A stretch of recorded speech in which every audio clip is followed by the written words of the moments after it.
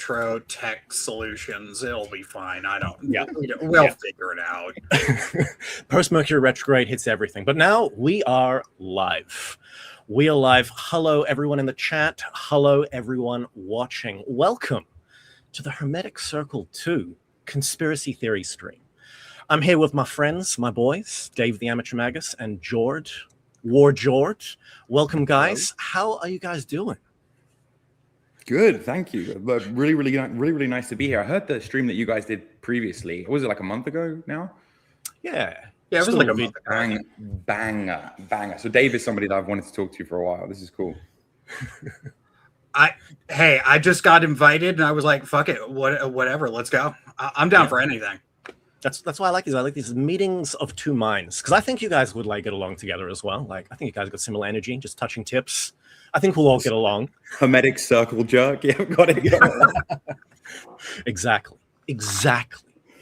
So we'll hang out. We'll answer some questions in chat. If anyone's got a question, pop it down in chat. If you've got a conspiracy you want us to rate, drop it down in chat. Tirnanog equals Hyperborea, says Omris. Yes, that is correct. But nonetheless, I thought when I asked you guys originally to do this, I was like, dude, because I was seeing, my original theory for this was I was seeing like all of these conspiracies popping off online, you know, Candace Owens, Tucker Carlson, they were all talking about the occult and it's this Gnostic religion, right? The occult.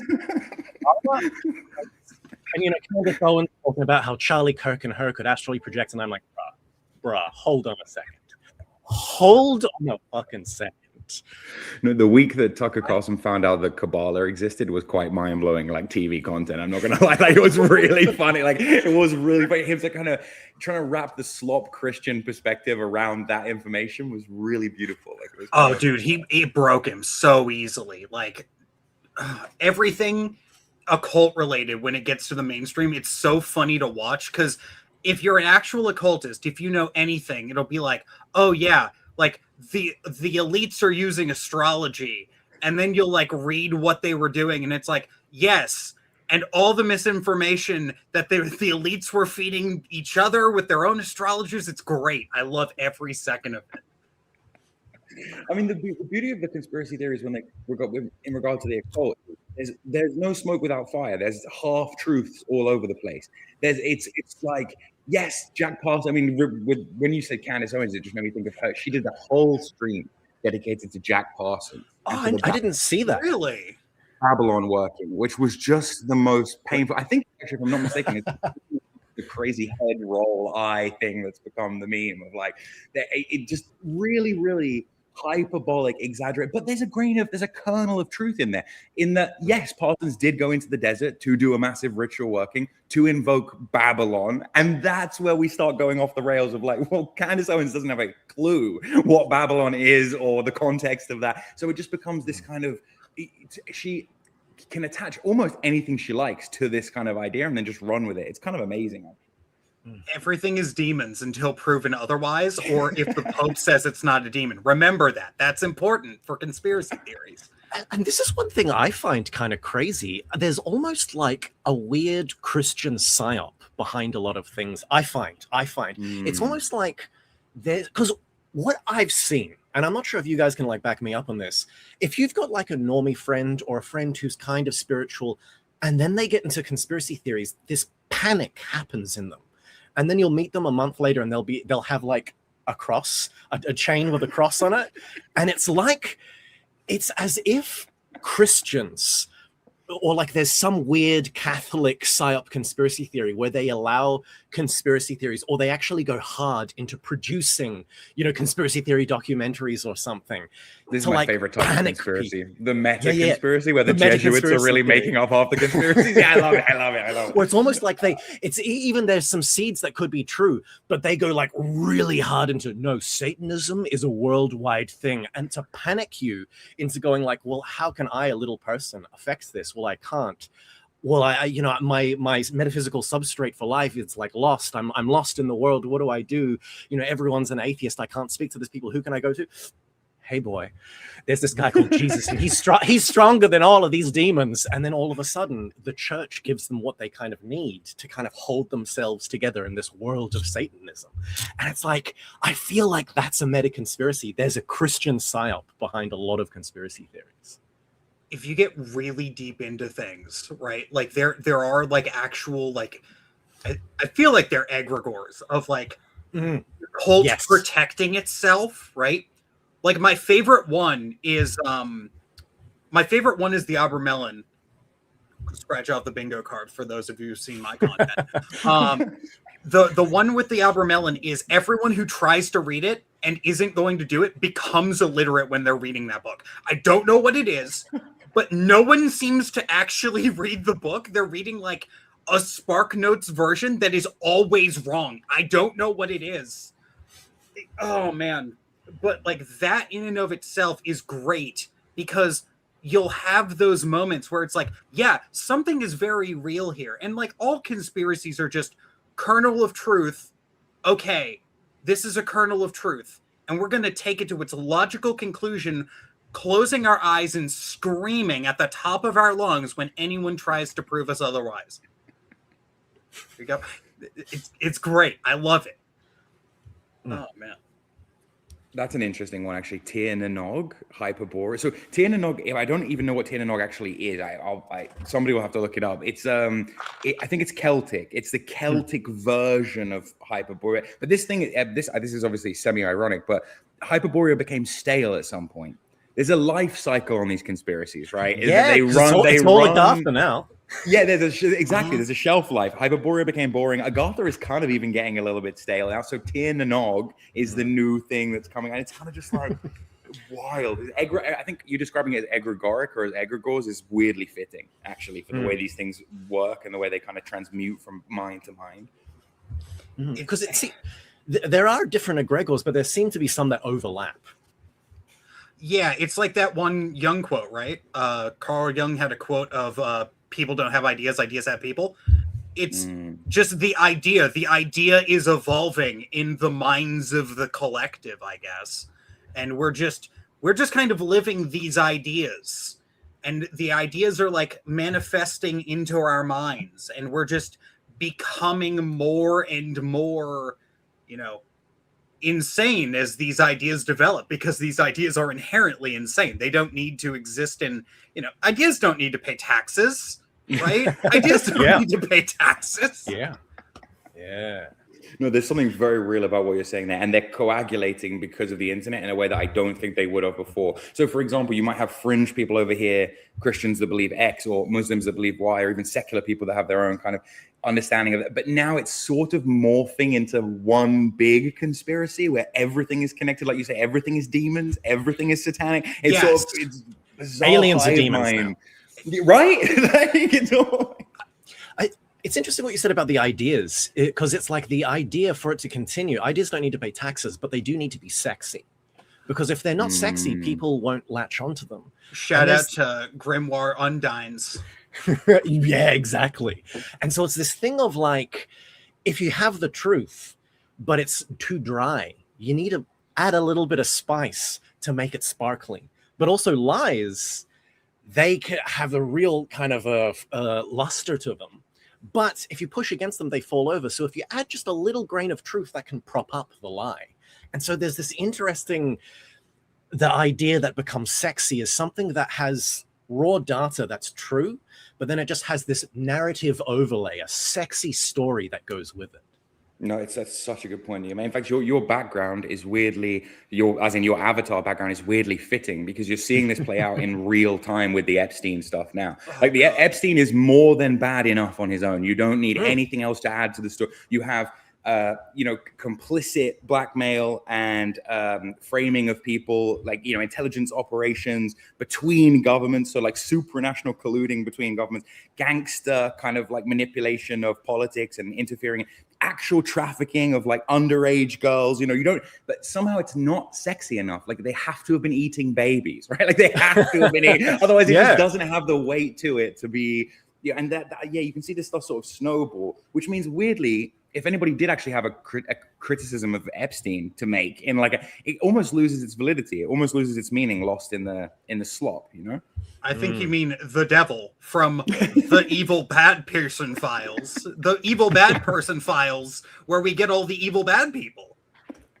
But it's okay because my favorite person is not in evil bad person files, but your favorite person or your favorite celebrity is specifically eating babies on page like 562, which, yeah, oh God, there's so much stuff in the files that just drives me up a wall. And like the one thing that I noticed, which was they didn't start even saying that they were going to release the files in earnest until like the government, like specifically the White House, made a deal with, I want to say it was ChatGPT. And then yeah, it's like, okay. So we now, there's a non-zero chance we have watered down AI generated, like effectively AI slop Epstein files, which tells me if the AI was willing to say that they were eating babies, what the hell were they actually doing? Real. Oh, no, like I say, there's so much stuff there with Epstein, like really, really interesting things to look into. The guy had a ranch in, I believe, New Mexico or somewhere where he was trying to do genetic experiments. He's funding science projects. He's got his fingers in every diabolical scheme and enterprise, but it's just not enough. Like, it just has to be this kind of hyper exaggerated. I think you see this a lot with figures. I loved your stream, Richard, about was it when you did occultists and whether or not they would have gone to the island, like famous occultists. And I think you said about Crowley, you were like, yeah, Crowley definitely would have gone. I think he would have. I think he definitely would have gone. Yeah. But you see this with characters like him tenfold, because he, when he was alive, encouraged bullshit about himself. He made up half the rumors about himself that we're still hearing today. So, like, you know, it's sometimes I think occultists actually benefit from bullshit being spread about them in a weird way. When it comes to Epstein and stuff, it's just politics. But like, you know, Jack Parsons isn't losing any aura points from Candace Owens thinking that he opened a portal to hell. You know what I mean? Like, it's not. Yeah, if anything, he's gaining more. The only time he loses aura points is when you find out like what was in the black box under his bed after he died. For everyone who knows, if you know, you know. Jesus. But yeah, in regards to conspiracies, do you guys have a favorite conspiracy theory?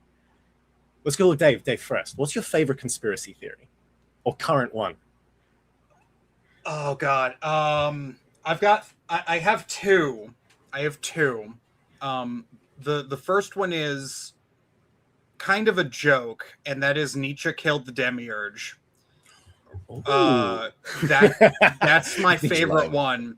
And that is entirely because of a really hilarious coincidence of Nietzsche died the exact year we switched into the Aeon of Mercury. Oh, interesting. So my conspiracy is that Nietzsche was saying when he said God is dead, he was talking about the demiurge, and that's why we have the horrors of the 20th century and onward. That's interesting, because there's a line in Ecce Homo where Nietzsche says, I am Dionysus crucified. Like, he used the crucifixion, but also saw himself as Dionysus. I wonder if there's any interplay with Mercury and Dionysus. And there definitely is, yeah. That's interesting. Okay. That was when I saw that, and I saw like the death date. I was like, no, don't do this to me, because I originally said that as a joke, right? And I have that wonderful problem of I've been in the occult so long that whenever I say a joke, it's like, oh, it'll be a fun joke. No, there's truth to it every time. Apollo keeps messing with me. And the other one is Ghislaine Maxwell invented Reddit atheism to have easily controllable online bots. That's amazing. That is amazing. Yeah, before the stream, remember when I asked you about how spicy? Yeah, that's the spicy one. That's actually a good one. That is a good one. Because we know that she... So, here's the logic here. We know that... we don't know anything, right? we're lonely peons, apparently, according to les files of bad people. But we know that Maxwell was a power user, and we know that on Reddit, and we know that Pull is literally only exists because of Epstein, right? Yeah. So there's a non-zero chance that she came up with the, like, let's just take atheism, right? And anyone who would be like a spiritual seeker type, let's just turn them all into atheists, because if we convince them all that it's not true, they will shut down a bunch of people interested in the occult. That's fascinating. That's unironically fascinating. And there's something there in that, you know, Maxwell was... It's really interesting how Maxwell is doing the left-wing side of politics and Epstein is doing the right-wing side of politics. And like between them as this kind of like Saturnian power couple, they're kind of trolling both sides of the political spectrum. I find that really fucking weird.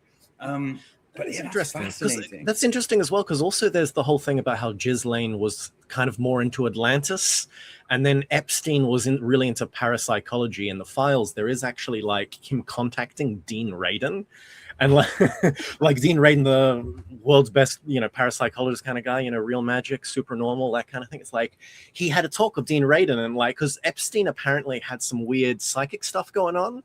But instead of being like ceremonial magic and robes, it was more of a like he was really interested in kind of like mesmerism, hypnotism, and then also kind of like reading people's minds and kind of getting things. And he was like talking to Dean, got Dean Radin's email, and was like, and Dean was just like, oh my God, a rich guy. Someone's actually interested in my work. And so was like replying to him. But then there's like the whole Ghislaine Maxwell and Atlantis connection, where she like was obsessed with Atlantis and had the submarine and Janet Atlantis and all of that kind of stuff. That's so interesting. Allegedly, according to Giorgiani, that's what the temple behind you actually is, rather than being some mock third temple that, you know, the Christian internet. Apparently, that's an Atlantean. I mean, who knows what that even is behind you, to be honest. But I mean, I've heard it's like Phoenician, but I mean, it definitely, he was going for like that Poseidon aesthetic. Poseidon being, yeah. No, that's a good one. That's genuinely a good one, actually. What about you? What about you, Jord? What's your favorites? What are your favorites? Ooh, in terms of like total nut job Christmas cracker like retardation, there is a book there's a book by a guy called William Ramsey, which is titled The Prophet of Evil, and the subtitle is Aleister Crowley, 9/11 and the New World Order. This is one of the best. This is a 3 out of 5 on Goodreads, and I think it's being rolled, quite frankly. Because just as a piece of fiction, it's fucking epic, and everyone should read it. Very, very intense thing, because it literally, no joke, goes into symbolic resonance to the like schizo symbolic resonance to the level of like, well, Twin Towers 11, like as in there's two, like, and then obviously the numbers 11 and 77 being very important in Thelema. Like it just becomes this absolute degeneration of. Now, in terms of things that are real, that could be possibly real, I mean, probably the Knights Templar, probably the really, really old kind of history, because there is so much weight and I think legitimacy to a lot of that stuff. And what about the Knights Templar? The early involvement in banking and the centralization of world finance, which isn't as cut and dry as people want you to believe. I know people are referencing Professor Yang or Jang in the comments, and I wouldn't go full Yang pill, but there is some really interesting kind of emergence of, should we say, the market and banking in like, you know, medieval times that is really screams Templar involvement to me. But again, it's quite schizo pill. It depends how far you want to go with it, you know? Yeah, because I mean, like, there's also, because the Templars are multivariant, because the Templars are also, they went into the East and they recovered secret gospels that were lost. But then there's also the banking. There's many incarnations as well. There are a few modern incarnations of the Templars also that seem to have no lineage to Templars proper.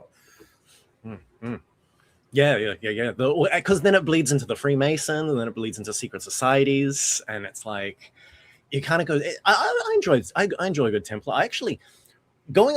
I think one of my favorites, and this is one I go because my brush with conspiracy theories was actually really early in life. As a kid on the internet, I got completely one-shotted by conspiracy theories. I was just like an innocent little boy. And then like, I can't remember what it was called. It was like truthism.com. And it was just this guy made this page and he just assembled every single conspiracy theory at the time, like 9/11, Hollow Earth. And I'm not sure if you guys have heard about this one, but there's one that was like, this was big back in the day. No one talks about it anymore, but cubular sun theory, that they're lying to you. And the sun isn't round. I'm sorry. This sounds like something. This sounds like a parody of flat Earth. That sun is a cube. Like, is that what's going on? The sun is a cube, and it spins so quickly that it appears to be a sphere, but it's actually a cube. And you know when you see like the swastika and things like that, that's a sign. The ancients knew it was actually, it had edges. And it like spins so perfect that it's like it looks like a sphere, but it doesn't spin perfectly enough. And so there's a gap at the top, which has a vortex that sucks in. And it's so fucking like, what? But that's not the one I liked. I got one-shotted by this page and was just like, I don't know what to do with my life anymore. And just kind of drifted through high school because I was 13 when I read this. And then it kind of came a kind of thing like, 13 is insane. Like, yeah, I know, right? And there was Anunnaki in there as well. And I was like, oh, the government's Anunnaki. So there's no point in getting into politics or anything.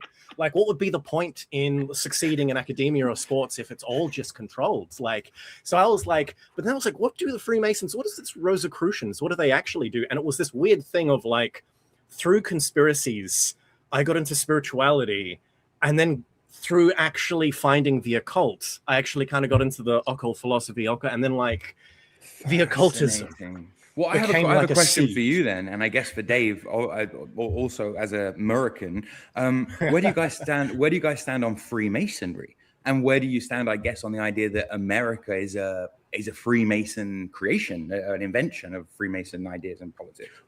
So I don't know, like, Dave, do you want to go first? Because I want to just go off the fucking, like, go off, King. You know what? I will let you go second because I know this is going to be insane. I'm like 90% sure that America was invented by, like, as a Freemason experiment. Same. That was going too well and got, like, hijacked. That's my opinion on it. Yeah. Because we know that, like, there's like a lot of evidence that there's sacred geometry in like our major city constructions, beyond the ones that just look like massive squares that you would see in like a Factorio game. You're talking about like Washington, D.C. Yeah, like Washington, D.C. Street layouts and like... For fuck's sake, you mean to tell me that the main military like base of operations in the States is called the fucking Pentagon? Right? Like no, 100%. The fucking shape of the planet Mars, and we're not like there's not no occult influence here. Are you fucking kidding me? No, bullshit. Like, yeah, of course there is. For me, Freemasons are a very touchy subject because everyone's like, Freemasons are evil. And I'm like, hold on a second. We're about to do Freemasons are based, by the way, guys. Okay. We're about to do based Freemasons. Motherfucker, because here's the thing: all of the freaking occultists that I read were all Freemasons, and I'm like, hold on a second, wait a second, and then you have all of these, and it's like, my problem with a lot of conspiracy theory slop is they. Like, maybe some people have experienced some certain things, but then you'll hear things where people like, I was an ex-Freemason. You're like, okay. And they made me step on the Bible and drink from a baby's skull. And I'm like, first of all, no, you fucking didn't. Second of all, no, you fucking didn't. Because here's the fucking thing. Freemasonry is not one thing. It started as a lodge system. So each lodge literally did its own thing. It got standardized because freaking English Freemasonry England had a civil war between the Jacobites and the House of Hanover, and the Jacobites organized like their entire rebellion through the Freemasonic lodge system. Mm-hmm. And so when the Hanovers won, they were like, you know what? We're not going to ban Freemasonry. We're going to create the Grand Lodge system to dominate all of the federation of lodges. And if anyone does anything irregular, will take away your charter.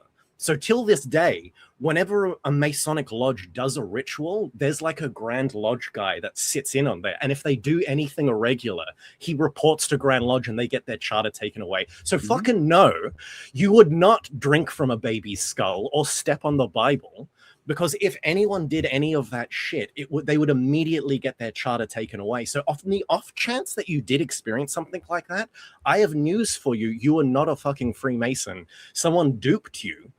And you were like, you were doing something completely different. Okay, but wait, go deeper though. Why are they based? AKA, am I right in thinking there's a giant Fed war that lasts several centuries? Yeah, I need some propaganda to between make like between the. I'm thinking it's Jesuits versus Freemasons for a lot of Western history.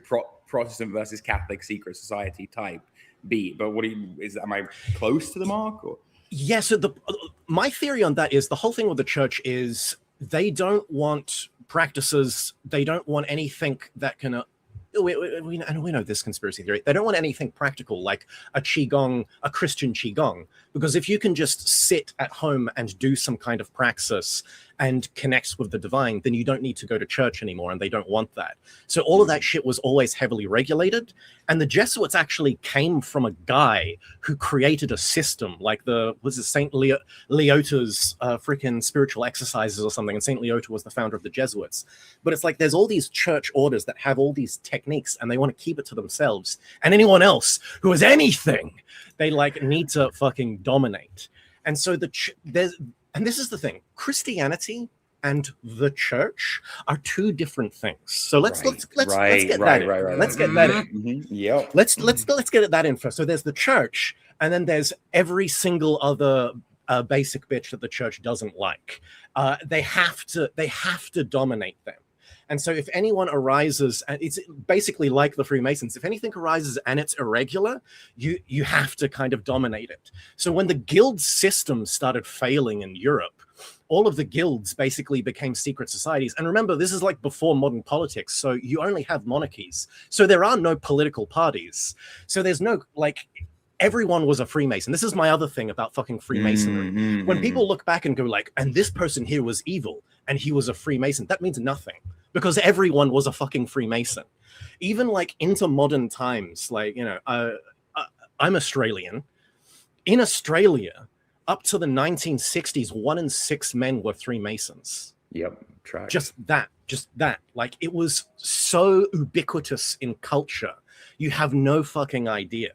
It's like looking back in history and being like, this guy was a Freemason, therefore bad, is actually, that's an irrelevant data point. Like, oh, Karl Marx was a Freemason, so when Russia, you know, fell to the communists, it was a Masonic plot. You know, Tsar Nicholas was also a Freemason. So all the white Russians, are you saying the royalist faction was actually a Masonic plot, like to defeat the proletariat? Like, what are you talking about? It's like literally everyone was a Freemason. So what you're telling me is that it's all Masonic plots versus other Masonic plots. And controlling both sides. Yeah, they're playing both sides. They can't lose if they play both sides. And so here's the thing, how Masonry functions. If you want a proper conspiracy theory that includes Masonry, you don't talk about Freemasons, you talk about the lodge name. Oh, the Rothschilds controlled Masonry. No, they didn't. Fucking Nathan or Daniel Rothschild or whatever his fucking name was, he was like the master of like Emulation Lodge 20 in London. That's one fucking lodge. It would have been one lodge. And it's like all of the Masons, Templar, Illuminati. No. There was a lodge called the Lodge of the Strict Observance. That was a Masonic lodge that was one of these odd lodges that were like, oh yeah, we were originally Knights Templar. Not every single Masonic lodge believed they were Knights Templar. The Lodge of the Strict Observance had that in their lore. And when the Bavarian Illuminati started, they started as a secret sect within Freemasonry, and they started like recruiting, using Masonry as like a kind of a garden bed to recruit other people. And they recruited the Grand Master of the Lodge of the Strict Observance. And so there was this time when the Bavarian Illuminati and the freaking Templars pseudo-Templars did kind of connect, because the fucking Grand Master of this one lodge that was like, yeah, we're Knights Templar, became a fucking Illuminati guy, and it all kind of melded together. But it's like, that's not the entirety of Freemasons are this and the Illuminati, and it's like the Rosicrucians were also fucking came. Listen, Richard, that all sounds very nuanced and interesting, but I have a ball of red string. Am I connecting Illuminati with Freemasons or not? Like, what's happening? I have like a giant wall and a ball of red string, and I only have time to connect. So think of it like Illuminati as think of Freemasonry as a hat that you fucking wear, but you can put pins of different kind of other orders on yourself as you wear the hat. I'm kidding. Yeah, I get what you're saying. Yeah. And it's like this. It's quite wild, isn't it? How tenuous the connections need to be in order for it to be And so with America, yes, America is the new Atlantis of Francis Bacon. America was founded by fucking Freemasons, and it was founded on, because also Freemasons, this is the thing, they always had that tension with the church, with the Jesuits. And so the Jesuits were like, you need to be Catholics, and the Freemasons were like, no, let's be universalist. And so that was baked into the Constitution, universal kind of religion or theism, because this is the thing. America isn't a Christian country. It was the founding fathers weren't Christians. They were Freemasons who were deists, which basically the difference between theism and deism is, if you imagine like a circle that says the world, and then above it another circle that says God, there's a line connecting the two. That's theism. There's a connection, but God is an abstraction away from the world, and you can connect to him. How do you connect to him? Via the sacred rites that are regulated by a priest class. That's theism. Deism is where there's God and the world, but there's no connection. God created the world, and then he's like, let's let it run. And it's like, that's what the deists believe. The founding fathers were deists. So they were like, God exists, but we got to do our own thing. So you have absolute free will, libertarianism. That's the kind of like mentality they had. So it's not strict like Christianity. It's actually, and even Thomas Paine definitely wasn't a Christian. But Oh yeah. And so and so you just have this like. So my initial thinking is correct. Then America is a Freemasonic project. It was actually initially based, and their problem is probably inviting the first mass waves of immigration from Europe to being radical fundamentalist Christians was probably the issue where that all went tits up. Or the main issue right now is that like it is melted into such. It was originally a Freemasonic project, and it was working really well for a long time, but then a bunch of people looked at it and basically said, okay, this is working a little too well.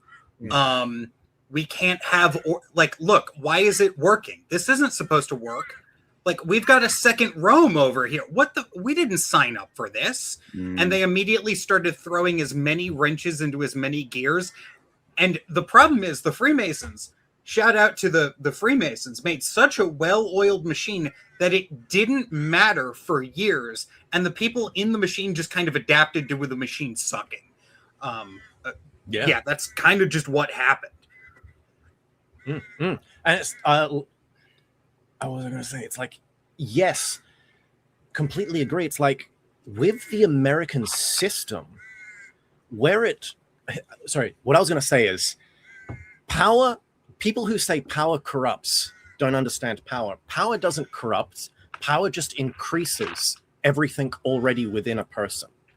So an amplifier of whoever. Yeah. So if you have great charity and a compassion, and you give that person power and lots of money, they're going to do lots of good works. But if you give it to an angry bastard, it's just going to increase. Like, he's going to become more. He's going to allow his anger to express more. And the problem is people are a mix. But the thing with power is it increases what's in you, but it also attracts. Power doesn't corrupt. Power attracts. And so if something, as Dave was saying, goes on for long enough being super successful, it will eventually attract people who are like, yo, let's go. We need to get a bit of this. And this is where Professor Yang heads come in, and it's like with Yang's game theory. And they're like, yeah, secret societies that actually do want to, get a little piece of that pie come in. And I don't know if people want to. Have you guys heard of the Jackal? What is it? The Jackal Island conspiracy theory in America? Oh, we have to get into this. I have vaguely heard about it, but yeah. This. You've heard of it, Dave? No, I have no idea what this is. I'm glued to my seat. Okay. So you know how people say America went wrong when the Federal Reserve began? Okay, yeah, we're going here. All right. Yeah, we're going there. But here's the thing. The Federal Reserve was like and so I'm paraphrasing this off of memory. Federal Reserve was sort of, like a kind of bunch of guys had a meeting and they signed this document for the Federal Reserve. Where they did that specifically was on a place called Jekyll Island. And Jekyll Island, they made this house and they kind of had, what do you call it, little there were all of the like kind of a ranch. There's different kind of plots around, and they had kind of parties there and things. But the thing about Jekyll Island, where the Federal Reserve was, is it used to be a Native American reservation. Oof. And it's now, you can go there, and the house that used to belong to the freaking Rockefellers or whatever it was, is now a museum. And you can go and you can see, and it's a Native American museum of that tribe that used to be there. And that tribe no longer exists. It's one of the Native American tribes that was completely wiped out and annihilated. And the thing about the Jekyll Island is, when you go to the museum and you look at it, there's stuff online where you find people who are like, yeah, I'm a Native American expert, and this tribe, they're not Native Americans. And it's like, you go there and it's like they have a completely different, like their bows, they used are completely different. The tools they used are completely different, and their rituals, like, we always talk about, the Aztecs being weird and human sacrifice and all that kind of stuff. That's pretty much unheard of in North America. The Native Americans didn't human sacrifice. They definitely were able to like kill each other and, had their own kind of internal conflicts, but they didn't human sacrifice, or they never did cannibalism. But in Jekyll Island, this tribe had like weird cannibalism. They had all these there's all this human sacrifice, and there's this weird connection with the tribe. And then you can go on to other conspiracy theories about how Phoenicia during the Bronze Age had world maps, and actually knew about America. And during the Bronze, there's tin mines in the Bronze Age civilizations, but there's not enough copper mines to account for all of the copper that was used to smelt bronze during the Bronze Age. However, there are copper mines in America that are old, ancient, that are suspiciously empty, and there's like this conspiracy of like a transatlantic Phoenician copper trade. And what do we know about the Phoenicians? The Carthaginians. What did the Romans who defeated the Carthaginians say about the Carthaginians? That they were into human sacrifice and eating children. And then you have this weird Jekyll Island where there's this like tribe that did human sacrifice and like kind of ate babies. But then like where the tribe was decimated, and then a building was placed on top of it. And that building was owned by, Rockefellers and the guys who started the Federal Reserve. And when they wrote the manuscript for the Federal Reserve and signed it, they did it like not in the main building, but out into one of the side buildings, exactly where the main altar for the tribe would have been, where they did all their human sacrifice. And they wrote the like Federal Reserve document on that, like basically on top of the like human sacrifice altar. And it's like, what I like paraphrase this so fucking badly, but it's this huge fucking chain of like, I can totally see it. Ancient Phoenician human sacrifice. You only need the first note and the last note to be concordant, and it's okay. Everything in the middle can just become a blur. That's so fascinating. Yeah, basically ancient Phoenician human sacrifice gods created as an egregor, created the Federal Reserve and now control America. Man, what is with rich people like wanting to sacrifice things to ancient gods on an island? What? I mean, this like we started with the Evil Man files. We're now here. We talked about like the evolution of ideas. Like what is this? This is the second time that we've just had an island of rich people like plotting evil things on a cannibal island. Why is this keep happening? No, this is something like latent in the human psyche. There is something about, and it could be a projection of, well, if I had infinite money and power, then obviously I would have a cannibal island. Or I don't know what it is in the deep recesses of the human mind that makes us do this. There probably are instances of rich people doing crazy debauched shit that you only need a couple of examples of in history before it's like elites equal cannibal pedophiles. But yeah, there's something about us and our psyche that's quite dark that I think we need to confront as to where these ideas keep coming from, you know? It's like weird. Because the thing is, if you do have a proclivity to human sacrifice and cannibalism, and, you know, doing weird stuff to kids, one of my main gripes with that is always, if you are that kind of person, you need, via the very function of that, to remain hidden. Because if people find out you do that, they'll just kill you. And so really the only ones who can perpetuate themselves are people who are ultra rich, that can kind of afford an island away from society, and where they can kind of do that in secret, because you have to, via logic. If there is a, oh my God, they're all Satanists. If that really, they're eating babies. If that really is a thing, you have to, via logic, do that in secret, or else people will kill you. Just via logic, people will kill you. If I'm looking for all the baby-eating pedophiles, then where I'm obviously going to find them on the rich people's private islands, is what you mean? Yeah. No, I mean, that's obviously the hunting ground of the baby-eating pedophiles is on the islands. They're like a fish. They're like fish people. Interesting. God damn. Well, how about we go through some of these? We'll go through some of the comments as well. I see there's one guy here, Radical Ward. Not Radical Edward, Radical Ward. Hollow Earth is real and the gate is opening. How do you guys feel about Hollow Earth? Dave? Because this is one of my favorites. I actually like Hollow Earth. It's more credible than Flat Earth, put it that way. And of course, you have the Admiral Byrd thing. The Admiral Byrd thing is fascinating. You know, he really did go on a plane. He did fly over it. He did come back and say, yeah, there's more land over there. That's interesting, right? Like, that's a kind of, you know. Flat Earth is complete nonsense. I'm willing to believe Hollow Earth. Hollow Earth is interesting because it, like, in a weird way, it kind of makes sense of, like, okay, what if there is just a second Earth here, right? Like, what if there is just more stuff down there? And there is, like, always those mythological, you know, there's always the, like, ideas of, like, the going down into deep caves, right? Exactly. And we as people have deep-seated, like, a psychological urge built within us of just keep going down.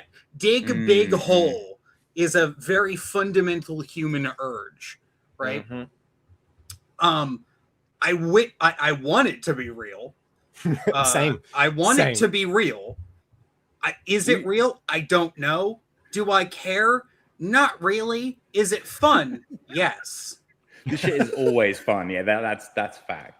But one thing that is true that's kind of hinting at that is the DUMBs, right? The deep underground military bunkers. Oh, yes. So this is kind of an embarrassing thing to admit on a live stream, but whatever. I got deported from America in 2014. Nothing crazy. I just overstayed my welcome and I ended up getting a girlfriend and deciding I didn't particularly fancy leaving, and Barack Obama or whoever it was at the time deported me. Thanks, Obama. Yeah, thanks, Obama. I got an alien number in my passport or whatever. Yeah, it was ages ago, literally about 15 years ago. I haven't been back to America since, although I'm planning on returning soon now that the ban has expired. However, I was arrested at Denver International Airport. Oh. And I right. This is where it gets a bit weird. I'm sorry. I did. I got literally iced. Now, Denver International Airport is a treasure trove of nonsense all to itself, right? If you go into Denver, firstly, it's not built like a normal airport. It is out in the middle of the fucking sticks in Colorado. And as you're landing, coming into the runway, or if you were to drive, I don't know, far off several miles away and look at it in the distance, it looks like a tent or a series of white tents that have been made out. Anyone can Google this, like Denver International Airport, what it looks like. Very fucking weird. When you get inside, there are these big murals on the wall that appear to depict the world after World War III, where like there's a giant story being painted in mural of the world on fire, nuclear explosions, and this isn't a fucking airport, by the way, just in like a normal airport.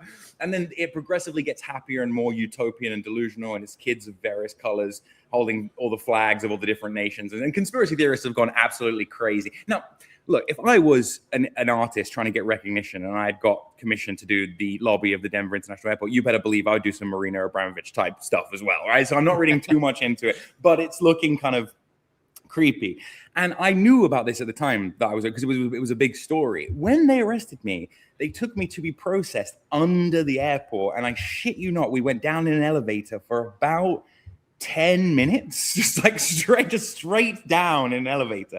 And when we got down there were roads, like full on roads underneath the thing. And we drove out from the airport, must have been underground for about 25 minutes, popped up somewhere in Colorado, an ice facility, or what was then like a, whatever they called it back then. I think it was called ice back then, actually. But they processed me in that facility, blue jumpsuit, back on the next plane that was available, et cetera, et cetera, et cetera. However, there are basically, all this has to say, there is a giant network of tunnels underneath Denver International Airport. I can see where the conspirators are running with this from.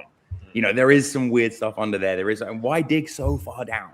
Why that's never made sense to me. I mean, I know people say I got MK Ultra, but I know there are there's some logic to having tunnels under airports, because there's something, and I think it's it's not a code, but it's like, if in emergencies, to get critical, like in a case of an attack, to get critical government officials out of a specific city, there are always underground tunnels that lead to airports. So on a not so high level of a conspiracy theory, there are always tunnels that lead to the airport, just on a military practical level. Yeah. But yeah, I mean, that's still good. The deep underground military bases. It is a very interesting subject, because it kind of ties into what the elites are getting up to in your neck of the woods, right? In New Zealand, mostly, where the people seem to be acquiring land and building bunkers. They're building another world, and this is the thing that's interesting: is when you're separated from that via a certain amount of time, how much does the culture kind of change? Because did you guys see the movie Oppenheimer? Yes. You remember how they build the whole kind of thing of Oppenheimer is they need to make sure that Project Manhattan is a secret, so they build a town in the desert. And there's one line that they have offhand when Matt Damon's talking to Oppie, and he's like, when the first year, because they build a literal town and bring the people's families there. And what happens when you have families? People bump uglies, do some horizontal folk dancing, and babies are born. And so and it's this thing of he mentions randomly, it's the first year we're here, we had 12 babies. It's the second, now it's the next year, and we've got 48 kids. And it's these are kids that are born on a military base, and they can't leave. They can't leave until the war is over, at least. And it's this thing of what happens when you have a deep underground military base that has its own kind of culture? They allow a family to come in, and the kids are born there, and the kids aren't allowed to leave. They're raised there, they're educated there. Maybe they become not necessarily a faculty staff member. Maybe they get put through an education and they become one of the scientists there. Is there literally not, I don't want to say bloodlines, but is there almost a second sociological society, a secret America, where there's just it's almost literally is a city with its own culture? Because we know that this happened in the Soviet Union. Stalin had literal secret cities that have now been disclosed. And there's rumored to be one in Iran currently. That's what they were talking about. They've moved so many military personnel into storing so many weapons underground that they've had to build a infrastructure there. Secret cities and deep underground military bases are very pee big. They get me big. Not gonna lie. Do you guys know who Peter Lavander is? No, I don't know who that is. I gotta say, I do recommend Peter Lavander. He wrote that book, what is it, Sinister Forces?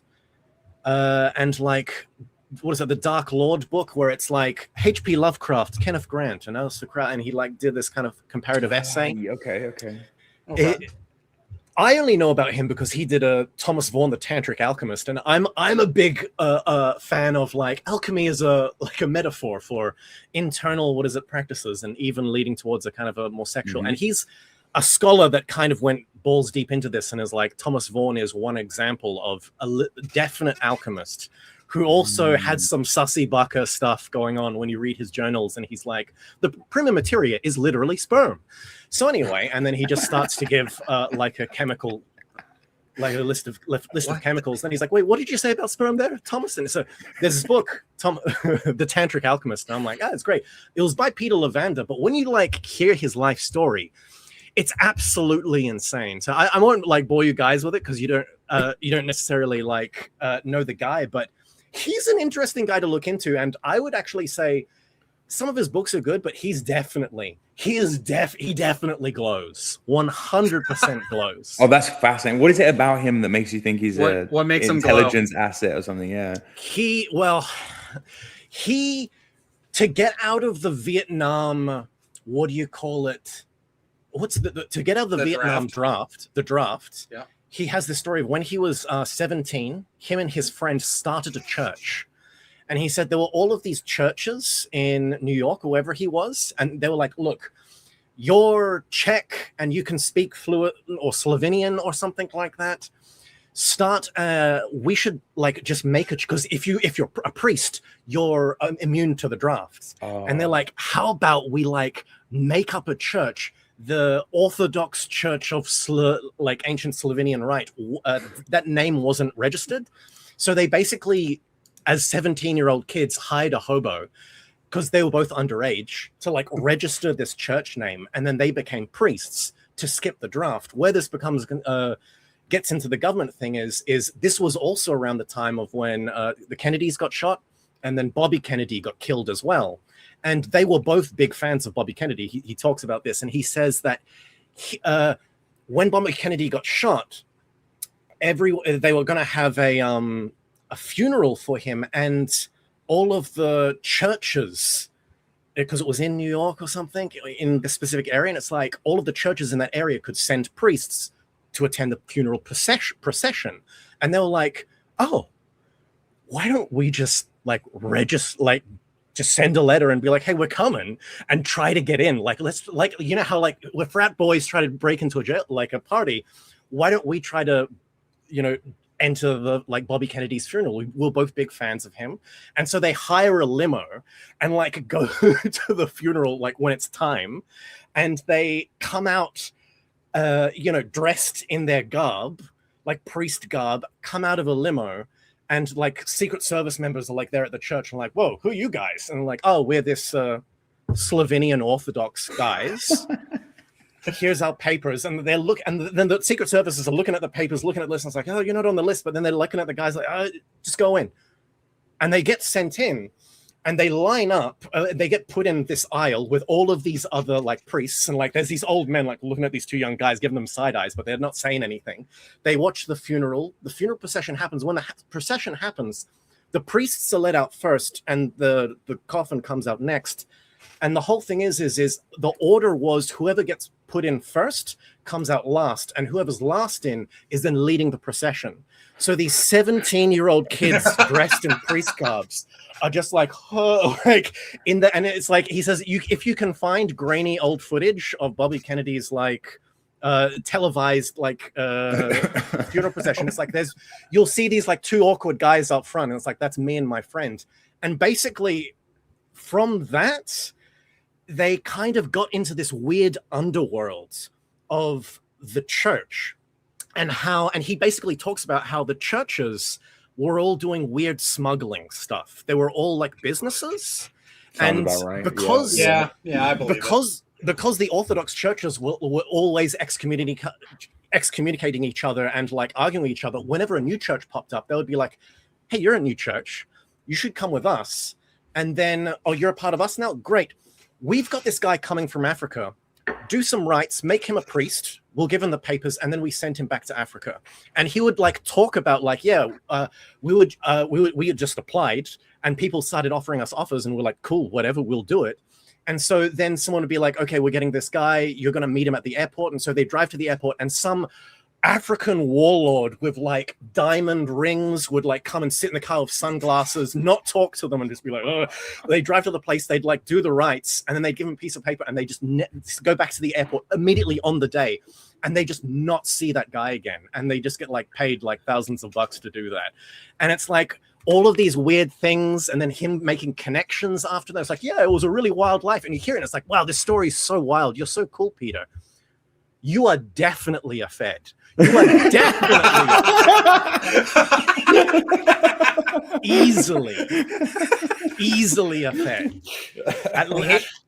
He does sound so cool. I'm not gonna lie. Like, He sounds cool, but he definitely sounds like a Fed too. Actually, you know what he's like? You know Johnny Depp's character in The Ninth Gate? He's literally like that guy. Right. Basically. Oh, dude. He's that cool. He's like an old man now who just has cool stories, but like he literally makes himself sound like that guy. That's his life. Oh, that's fascinating. Amazing. I have way too much of a soft spot for, I guess, what you'd call them, con artists. I like, the Frank Abagnale Jr. kind of like fake it till you make it, bluff your way into these kind of, and what a world. What a seedy underbelly of a world to get roped into, But yeah, you're right. By the sounds of it, it glows quite brightly, doesn't it? Like, holy shit. Cool guys, and he's got very interesting things to say on the account. And like, once again, his Thomas Vaughan alchemy book is fucking great. Like, highly recommend. And for anyone who's like, actually, alchemy was just purely physical, and all of that internal stuff was a later invention. Bitch, read Thomas Vaughan, The Tantric Alchemist. That's like, it's good stuff. It's good stuff. Or just like any alchemy book. Yeah. I mean, you Paracelsus, anything. But like, you get people who'll be like that though. People do be like that though. Mm-hmm. I'm just looking for some more. Got a question about Baphomet.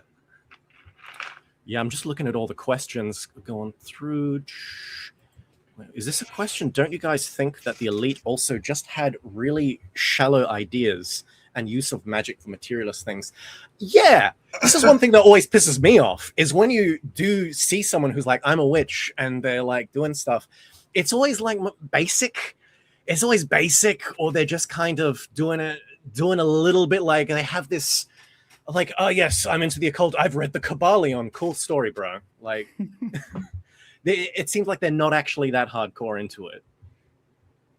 Do you guys think that the elite just had really shallow ideas and the use of? I think I get what you're saying here. Yeah. Well, yes is the answer. Yes, like definitely. I mean, so I've been saying that Epstein and Maxwell were like the elite's court wizards. I feel like they had really in-depth ideas, but I think that most of the, and here's my theory. So for years you would see, this astrological thing is really screwing over X political or X corporate organization, right? If you ever play video games, track server outages with Mercury retrograde, you will believe it in a week. Yeah. Or more recently, AstroSeek was down for like the entirety of this recent Mercury retrograde. That's not even a joke. That just happened. That's funny. So, on the last one, the Sagittarius one, or 2 ago, when it was Mercury retrograde in Sagittarius, Netflix went down. It's like, how much more of a fucking, you know what I mean? How much more of a, okay, dude, like whatever. But like the thing is, when you get really in depth with magic, you can just manifest whatever you want. You get functionally infinite money. You don't care about the material things. You care about doing horrible things to children if the files are to be believed. You don't need to do that. Like there's evidence, there's straight up conversations in those of Epstein going, yeah, we need to reconfigure this person's soul bits because like, I saw that. Yeah. And it's like, okay, I don't know about you. Why would somebody who's just into the magic and the occult stuff for material things actually care about the composition of somebody's soul at all? You wouldn't. Unless, like, there's one part of their soul that is broke bitch, right? Like, you should probably get rid of that. Yeah.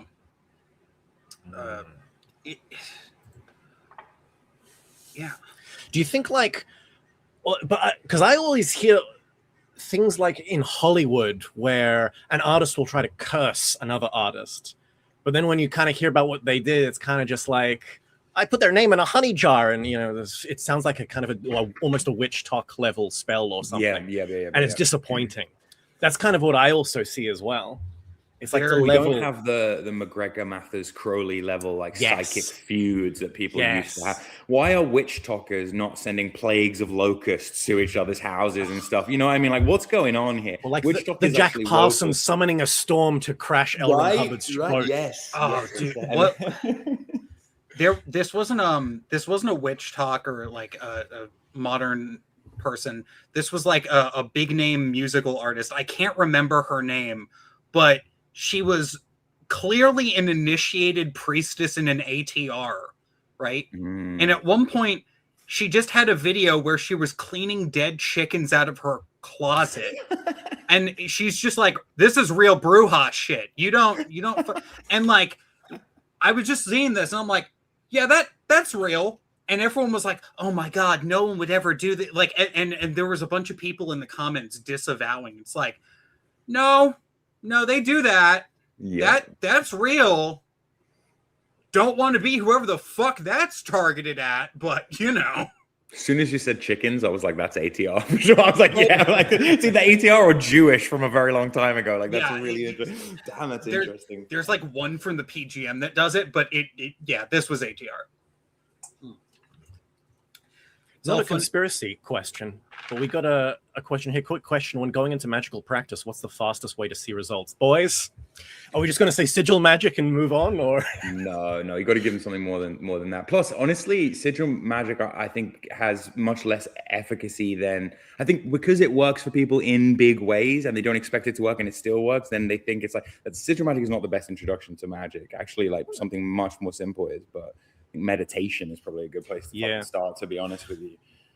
Yeah, but people want physical results. They don't want to spend time to slowly transform. Yeah, sorry, fireball. How do I shoot a fireball out of my fingers? Yeah, fuck. Yeah, that's why I'm like, maybe even try to do something trance-statey, like automatic writing. Mantras, gaslight yourself into thinking something, and gaslight yourself. Just start saying, I'm going to have a good day every Thursday, right? Based. And then you will just keep having good days every Thursday because you will keep repeating that. And eventually you will stop having bad days on Thursdays. There you go. That's actually so bad. Somebody in the chat saying buy a Glock. If you think about it, that is the ultimate apotropaic magic spell. It's just like buy a Glock and keep it in your waistband. I mean, that's my go-to banishing annoying people spell. You know, you just the modern blasting wand. No, I'm trying to think of something that you could do, something that would have efficacy. I mean, I would always say to people to get into basic divination and to mess around with tarot cards and to mess around with astrology. I found augury to be the most fascinating thing that you can do in your back garden that can show you like immediately that you live in a magical world. Kind of I would look into some like really, really basic divination by means of birds, unironically. It's if you want to see stuff you can do. You don't have to buy anything. You don't have to get to have, I agree. I agree with you, but I think me as an Aquarius and you as a Gemini, maybe we're biased about using birds as divination. It might not work for others. I can never remember what the bird meanings are as an Aries, as the token fire sign in this call. My go-to is obviously going to be candle magic, which. Yep. Typecasting myself, you typecasting yourself. But it's one of those things of like, just do something really small. I think a lot of people, and you actually, wait a minute, hang on. There's a thing you can do with sigil magic where you can throw on whether I like it or not at the end. So you cast for something that is so far out of your comfort zone, you kind of magically force yourself, right? And that fun fact about that's how I got my first job. whether I like it or not. Brilliant. Yeah. I literally. Can we ask what your first job was? I can just tell a story if you want. We also kind of need to know how you got it, how you were dragged backwards through a hedge to get it, because that's the kind of bit that matters in the. No, this genuinely happened to me. So I was talking to my dad, and we were in a restaurant. It was a burger place that has since closed down, and we were sitting in a booth, and I was sitting in like the inner section of the booth, and he was sitting on the outer section of the booth, classic American diner style. And he's telling me I need to get a job. Mind you, I'm like 16 and I'm dabbling in sigil magic at the time, right? And so I did a thing, and I'm like, there is no fucking way that I would ever willingly to like fill out a job application. So I put whether I like it or not at the end of that spell while blessing all involved, forgot about it. And then my dad was like, yeah, you need to get a job, Dave. And it's like, okay. And then the waitress walks behind him and goes, do you want a job? We're hiring. Can you start tomorrow? Or no, she goes, can you start this weekend? This was a Friday, right? It's like, okay, sure. I cannot be caught up in this lie that I'm telling my father. Like, you know, because I was like, yeah, I'm looking for a job, all that stuff. I literally just use magic whenever I need to. It's great. You know, that's the kind of thing. But yeah, no, you want my advice? Just throw whether I like it or not at the end of something. Magic will provide. That's a good tip. I love that's that. a good tip. Oh, man. Here we have K Smart asking again, is studying Freemasonry worth it?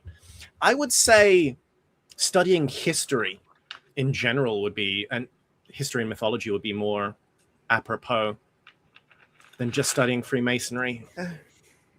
My It's good to- understanding is that it's a boys' club now. It's been like just watered down significantly from what it used to be. Yes, there are people within the fraternal like body who still care about the history of it and the ritual tradition, but a lot of people are just going through the motions, really don't understand what they're doing, our rituals, and treat them very much as kind of plays to get their blue belt or their red belt or whatever the fuck it is on the next. You know, it's not taken seriously like it used to be by the people within it, from what I understand.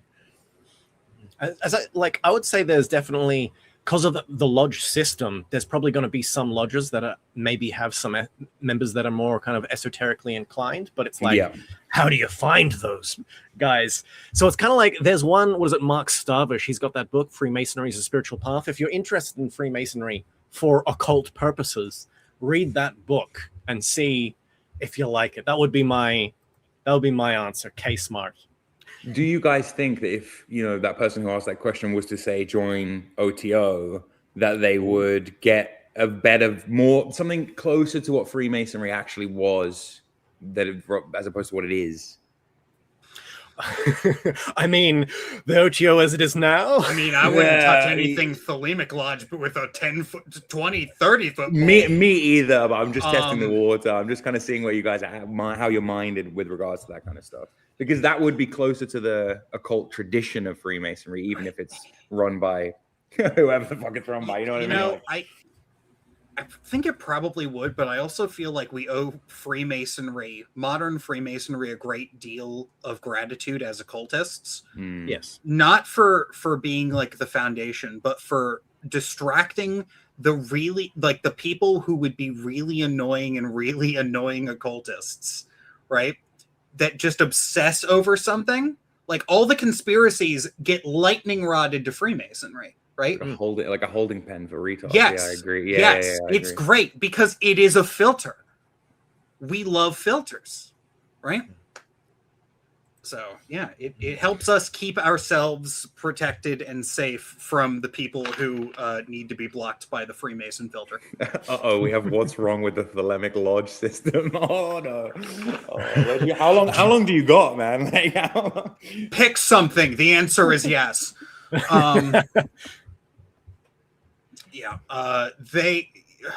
Every time something about Thelema shows up on my newsfeed, I go, man, that's not great. Another one. Another one is an understatement, but at this point, I'm assuming we're going to get Crowley's ghost on trial. Do you think Aleister Crowley has a reincarnation? Yeah, and it's probably a woman knowing Crowley just to troll, like be super misogynistic your whole life and then come back as a woman is peak Crowley maneuver. I think it would be really funny if he did, because didn't he say that he got like Adeptus Exemptus, which means you're exempt from reincarnation? Yeah. So if he does have a reincarnation, that proves he's full of shit. Please have a reincarnation. I've heard you guys talk about Crowley before. You're of the opinion that the things he said were much more profound than the man himself. Am I right? Yes. I think. I mean, I have some. If the stories I've heard about Crowley are accurate, Crowley is he belongs in those files. I'll put it that way. See, I think I'm of the mind that Crowley made up a lot of stuff about himself, and then a lot of it was Chinese whispers. But it's interesting to see where people. I mean, actually, to be fair, it kind of fits with the topic of the stream in general. And I just think he's one of the most maligned people in the world, but that you can't really bitch and moan about it because he did a lot of the maligning himself, if that makes sense. He wanted to create that aura of darkness around himself. I feel like Crowley took a lot of the best ideas from other people, took credit for them, and then proceeded to malign himself so that no one would read the best ideas from other people. Well, that's real. That's definitely real. That was 100% the strategy. Because I heard, I don't know how true this is. I need to freshen up on some of my Regardi lore, but I heard that Regardi was the one who invented the unicursal hexagram rituals. Really? Okay. That's what I heard. I need to refresh my memory on that, but that's what I heard. I could be wrong. If that is true, that would explain what happened to Regardi in the desert. Make a lot more sense. Or not Regardi in the desert. Regardi in other places. Somebody else in the desert, where he just conveniently forgot the priestess. Oh no. You hear that story in the modern Thelemic lodges make a little bit more. They make a little too much sense when you hear that story. I remember hearing like late life Crowley stories where he wanted to do some like ninth degree ritual on a certain day, and he didn't have enough etheric energy because of his because of his hedonistic life. So he would go to a Turkish bathhouse and blow like a bunch of guys to like steal top their up the energy. Yeah. To top up the energy for the next day. And I hear stories like that and I'm like, dog, bruh, you are not. Where's that soundboard? yeah. Yeah. Bruh. Media assets. Yeah. Real. And I'm just like, nah, that does not sound like something anyone should be emulating. No, as someone quite rightly says in the chat, it's in his diaries. That's not a Crowley rumor. That's a Crowley confession. That's a Crowley fact. That's a Crowley self-report. That's real. Oh, no. Self-report. Okay, Jesus. But, did you guys ever watch Supernatural with like the Aleister Crowley character in it? No, but I've kind of heard about this. I've seen bits and pieces. Yeah, what do they do with it? How do they incorporate the character? I actually stopped watching Supernatural, so I was like, I never actually got to that. But I heard a lot of people got into Crowley because of Supernatural. And like, oh, what? It's something like because they had like demons coming from hell. They had Aleister Crowley as a character coming from hell and being like, hey, I'm escaping as well. Right. And then he's trying to, and then there's this almost like Lilith and the devil and Crowley are in like some three-way race for the throne of hell or something like that. And it's like, oh, what? sounds kind of hype and weird, but I don't know. Do you actually, there's another question here as well about Twin Peaks. I'm not sure if you guys have seen Twin Peaks, but what do you guys like favorites esoteric television series? Do you find the esoteric or the occult in TV very often? It's almost easier to say where they get it wrong.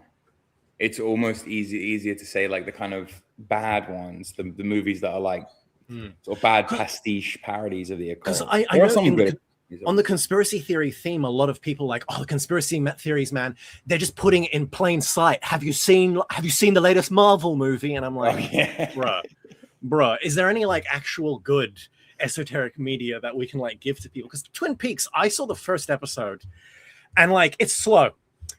It's slow. It hasn't like aged the best, but I want to watch the rest of it one day because apparently it does get very esoteric. So there's a weird on. problem of the occultism in America, like in the West, right? All of it is terrible, right? There's like, you go to Japan and they suddenly, all of the Western occultism in Japanese media, there's a game, I think it's called Neo, right? Where the final boss is Edward Kelly, who is John Dee's puppet that like escaped John Dee because John Dee was an evil Enochian sorcerer summoning angels, right? That sounds based. It is based. It's great. Yeah.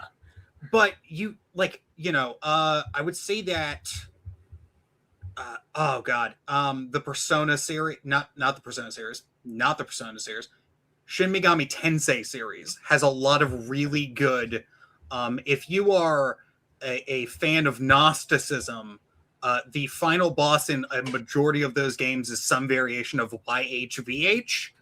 For the occultists in chat, you know why that's significant.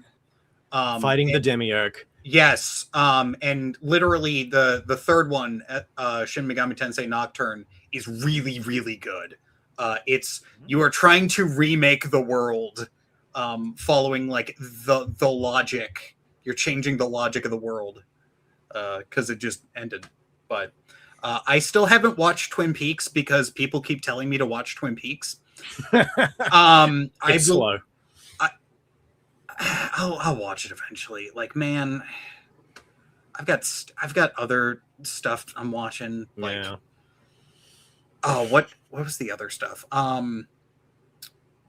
know I have an anti-recommendation, like a terrible recommendation of Dark Song. I hate Dark Song. Dark Song is terrible. What's Dark Song? That's that movie? Oh yes. So Dark Song is the Abramelin Ritual as the movie. Oh Lord. Okay. Which you can tell it's great and it's the proper Abramelin Ritual because there is like off-brand Ray Key in the movie. And and she's specifically, the premise of the movie is really good. It's this woman is trying to go through and do the Abramelin Ritual to revive her dead son, right? And it then proceeds to do nothing that is actually properly Abramelin at all, and is it's terrible. It's terrible. Is it like an 80s movie? No, it's a fairly modern movie. I think it's modern. Yeah, it's 2018. Sure, really? I was under the impression that it was like some like 1980s horror movie or something, but okay. Jesus. Yeah, 2016, according to Google. Yep. The ending is really good, though. The ending is really good. It's it's a spiritual revelations is healing and moving away from the past. It's really good. There's always this hit and miss with horror movies. Like sometimes they try to do a little bit of esoteric just to like almost give it a ground it in reality, but then they just shit the bed and it just becomes like a fantasy and just another horror movie kind of thing. Like everyone hyped up. What was the Insidious movies? Because he goes into the astral plane. And then I watched Insidious and I was like, yeah, it's all right. Yeah, the psychic lady was all right. It was mid, hard mid, 6 out of 10, strong 6. Only a cult movie I can honestly recommend is Ninth Gate. Unfortunately, Ninth Gate was great. Ninth Gate was great. Absolute banger. Really, Absolute really banger. Do you guys? Here's from Dagon99. Great name. Fave conspiracy is Exodus from Mars. Have you guys heard this? How humans originate from Mars? No, but I love it. God, this one. I mean, this is kind of part of the remote viewing stuff, where they were testing remote viewing in the government. And one of the tests they did is they just, because they were doing like putting random places in envelopes and then giving the sealed envelope to a remote viewer, and he'd be like, they'd be like sensing and seeing, having visions. And one of the prompts in the closed envelope was Mars a billion years ago or something. And the guy who got prompted that had this vision of like a place where there was a war and there were all these human figures, and it's like, oh, okay. So there was a massive worldwide war on Mars, and an exodus happened, and we actually originate from the planet of war. I mean, I fucking love it as a sci-fi plot. I mean, it's a great premise. Yeah, it's a brilliant premise for a movie. I mean, the only thought, the incessant thought that I can't shake from my brain is like, if I'm born on Mars, does that make Earth a planet in my natal chart, and what effect does it have? And I can't stop thinking about it. So okay, there was water on Mars. There's some weird things on Mars, like the face at Cydonia. That's kind of like a bit weird. But yeah, I mean, it's, if you ask me, you're reaching a little bit, TBH. I think it's a bit of a reaching theory, but I mean, I love it as a sci-fi premise. I mean, this is also humans from space. Like, what do you guys think the occult origin of humanity is? Do you believe in evolution? Do you guys believe in evolution, or do you guys know the truth? Panspermia goes hard, right? Can we agree can we agree that panspermia is a good? It does go super hard. Yeah. So what you don't think there's any time travel? You don't think there's any lost planets, or we're refugees from dark space? To be honest, the thing that always made the most sense to me when you meet most human beings is that humans are a genetically engineered slave race that was made to mine monatomic gold by the aliens, and that they left us here, and that all our religions and spirituality are basically just a cargo cult for these aliens that left us behind. That really, honestly, most people be making me think that that's true, to be quite honest with you. Gotta love me some monatomic gold.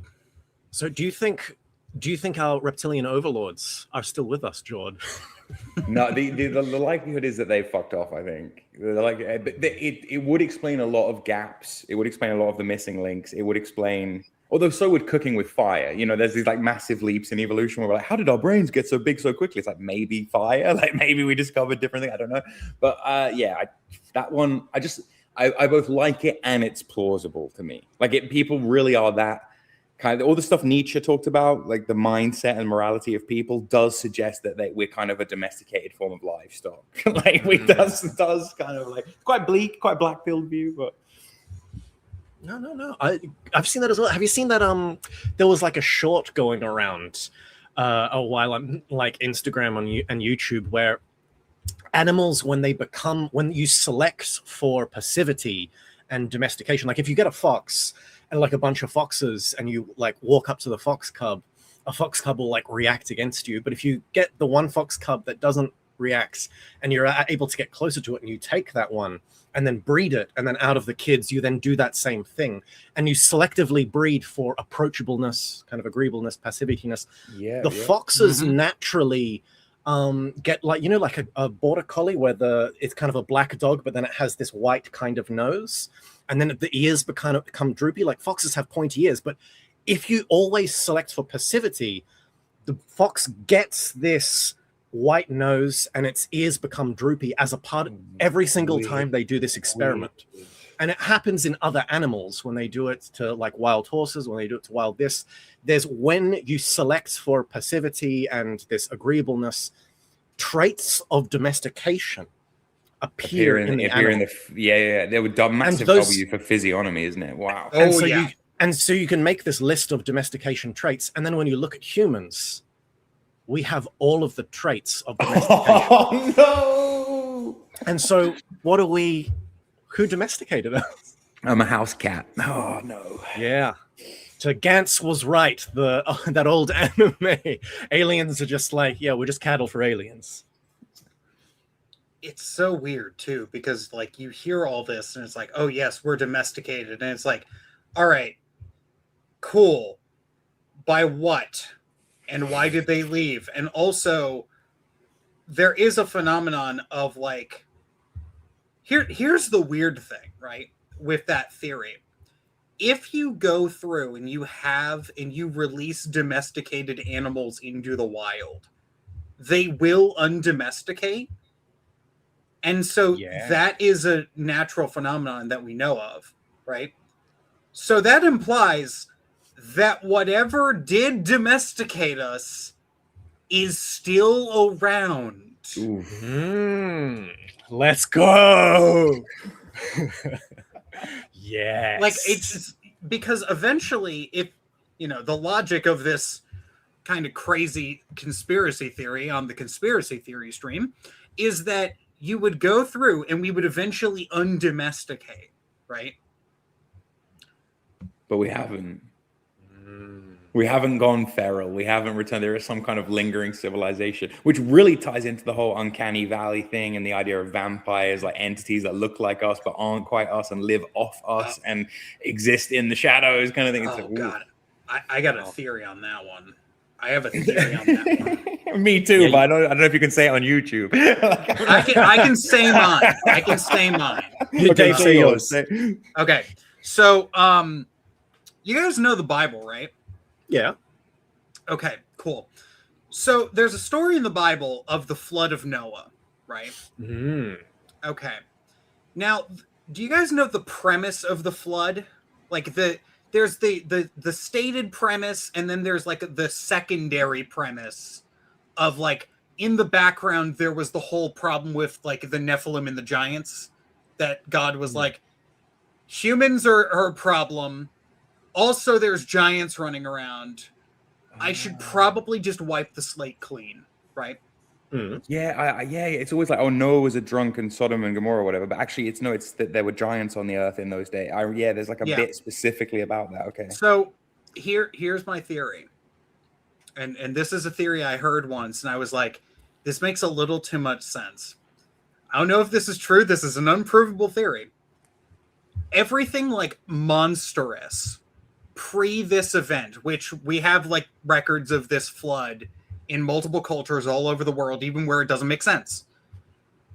Pre this flood, right, or whatever the flood is referencing, is a metaphor for the removal of monsters from the world, right? And so they go from being literally real into the world of metaphor, right? So, prior to this, there's like this, it's kind of this event that is solidified, and it is taking us from, we are now going out of the age of monsters and into the age of like the pseudo modern age, right? The age of man, really. Yes, kind of we are going Tolkien from the kind age of monsters yeah. to the age of man. Right. Yeah, so that's my theory. Like all of the things like dragons, and here's where this gets a little bit weird, right? Because we still have like, okay, what happens to all of the monsters that were still existing in the flood, right? Those become metaphors, right? So the idea of the vampire now has to take the form of, okay, it is a person who sucks the life out of other people, right? Not literally, as the vampire myth would be, but they are now metaphorically sucking the life out of people. And we call those, tax people. No, but there's something really interesting there about like, where do these ideas of the Cyclops and the werewolf and the kind of like, they're so ingrained collectively across cultures, like you say, places that have limited contact with each other. And yeah, the flood myth, the kind of the stuff that Graham Hancock talks about, there is some weird, there is definitely some weird. So do you go full blown dinosaurs could be dragons kind of thing, or how far do you take it? I think prior to this event, they would have literally been dragons. But the thing about that's really funny is if you actually look at the world, and like every culture has some form of a dragon, right? But they're not, actually dragons as we would understand it, like the Western dragon with like the 4 legs and the two wings. If you look at South America, they've got the Quetzalcoatlus, which look like giant snakes with wings, like bird wings, right? Yeah. You've got the dragons in the East that are, good dragons as opposed to literally everything else. But like the idea would be if you had a time machine, right? Which can't exist, unfortunately. But if you had a time machine and you went prior to this event, and, like, they would actually be real. That's my logic here. But they would actually be, and then like after this event, they turn into dinosaur bones, or like smaller lizards. Yeah, because when I think of the concept of something like a pterodactyl, I'm like, there is nothing in nature that exists today that even remote, maybe a bat, but that's mammalian, you know what I mean? Nothing close. Where are the flying lizards? You know what I mean? Like, doesn't make that, there's something to that, definitely. Yeah. I like to entertain the conspiracy theory that dinosaur bones are, because some people go into have you heard of the dinosaur bones are fake conspiracy theories? Oh, yeah. Yes, that one's funny. A lot of the ones in the museums are all just like paper mache or whatever, or just, and like, they're actually super rare and we don't actually have that many and they're all behind closed doors. And it's like, no. It's not that they're all fake. It's that dinosaur bones are a psyop to prevent us from realizing that giants and dragons did actually walk the earth. Like, if you find a giant freaking leg bone of a giant, you have to be like, oh, no, this is just a dinosaur. It's like, I love entertaining that theory. I love entertaining. No, so do I. And when you look at how actually the information is quite gate kept with regards to archaeology and like for example, the Smithsonian in America and the Natural History Museum in Britain basically have national monopolies on our old finds, essentially. So it is actually quite, if you wanted to bullshit people about that, it wouldn't be impossible. It's a good one. It's definitely a good one. We've got a question here. Can you guys please set the record straight about what is Baphomet? All I find online is scary stuff. Yes. The Baphomet, as created by Eliphas Levi. Yep. Not the freaking Knights Templars. I mean, supposedly, but that's, once again, this is coming off of pseudo-history. Yeah. Or the other one I've heard is Muhammad. It's a derivation of Muhammad from the Buddhist, from the Muslim, like bringing back culture from none of which makes sense. None of which hold up as like. No. Like, do you guys want to dive deep into that, or like, you go for it? Okay. Well, my take, the Baphomet is symbolic. The Baphomet is esoterically symbolic.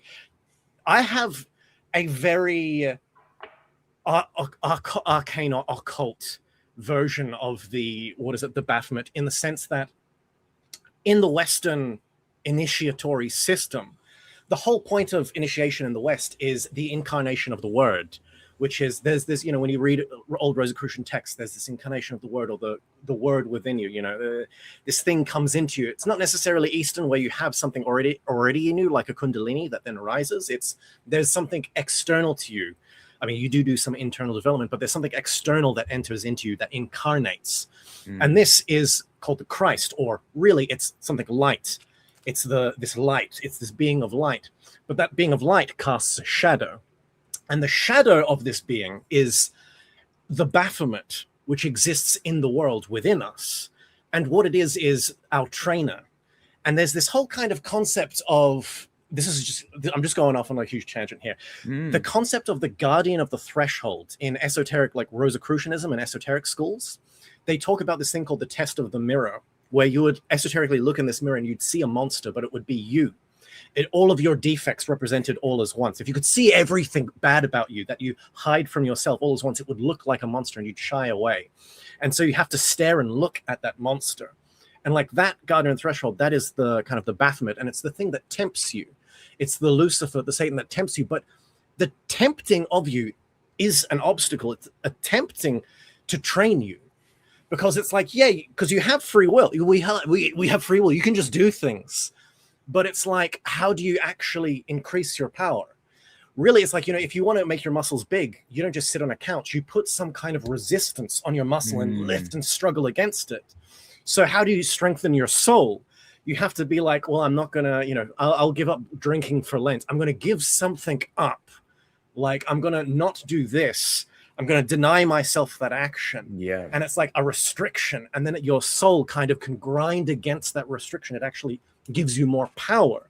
This is the whole kind of thing of restricting and denying of yourself and fasting before doing a ritual and things like that. Oh, yeah. So the Baphomet is actually as a representation of an internal psychological trainer that trains you. And as you develop your Baphomet actually transforms. And it's a kind of the story of Nanny McPhee, where it's there's these rotten kids and the Nanny McPhee comes and she kind of like not tortures them, but as the kids start to behave better, the Nanny McPhee starts to change and her warts disappear. And at the end of Nanny McPhee, she's like a beautiful kind of girl. The Baphomet transforms into the highest thing, the Christ. And so it's like, it's this warped thing it's this weird left hand of God thing. Where the Baphomet has the key to the work. It's this horned thing, but it has breasts, but you also, is it masculine? Is it feminine? Its actual genitals are hidden. So there's the hidden mysteries of the sex. Yeah, we don't know. Which may need to be transmuted. There's solve et coagula, like written on its like arms. So to dissolve and coagulate, some aspects of you need to dissolve, you need to get rid of. Some aspects you need to yearn for, you need to create virtues. You need to coagulate the virtues. And it's this, and there's like fire in there, and there's all this freaking juicy stuff, esoteric stuff. If you understand the fucking lesson of what the Baphomet represents, he's the trainer, and it's like he's the Typhon that Zeus has to fight against. But Zeus is God, and if you remember the tale of Zeus fighting Typhon, he fucking loses. He needs help. He needs help from Cadmus, the man. He needs help from man, so it's us and God fight the Baphomet, who fight Typhon Baphomet. But it's that through that struggle that we transform ourselves, and the Lucifer is then turned into our servant at the end of the work. And it's this anyway. I'm just went on a huge fucking rant there about initiation, but Baphomet symbol good. No, but there's something so fucking deep about what you're saying there. Like, people will call anything satanic except themselves. People will call anything demons except look within and see their own fucking, like, that's so, there's something really poetic about that. Yeah.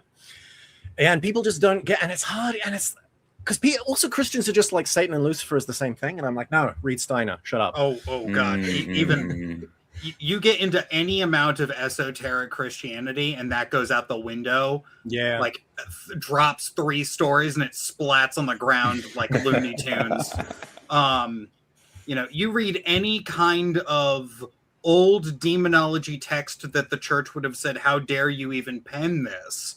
And they will proceed to make it very clear that the devil and like Lucifer, Satan, and the devil are all different things. And they are all like this evil trifecta that they all have roles.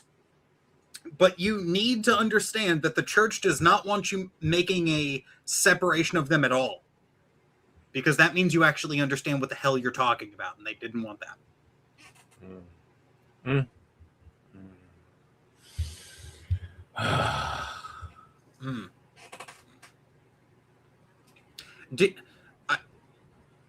I gotta ask while we're still on demons and Baphomet real quick. What is your thought on the hot take that Baphomet is actually Michael? Archangel Michael.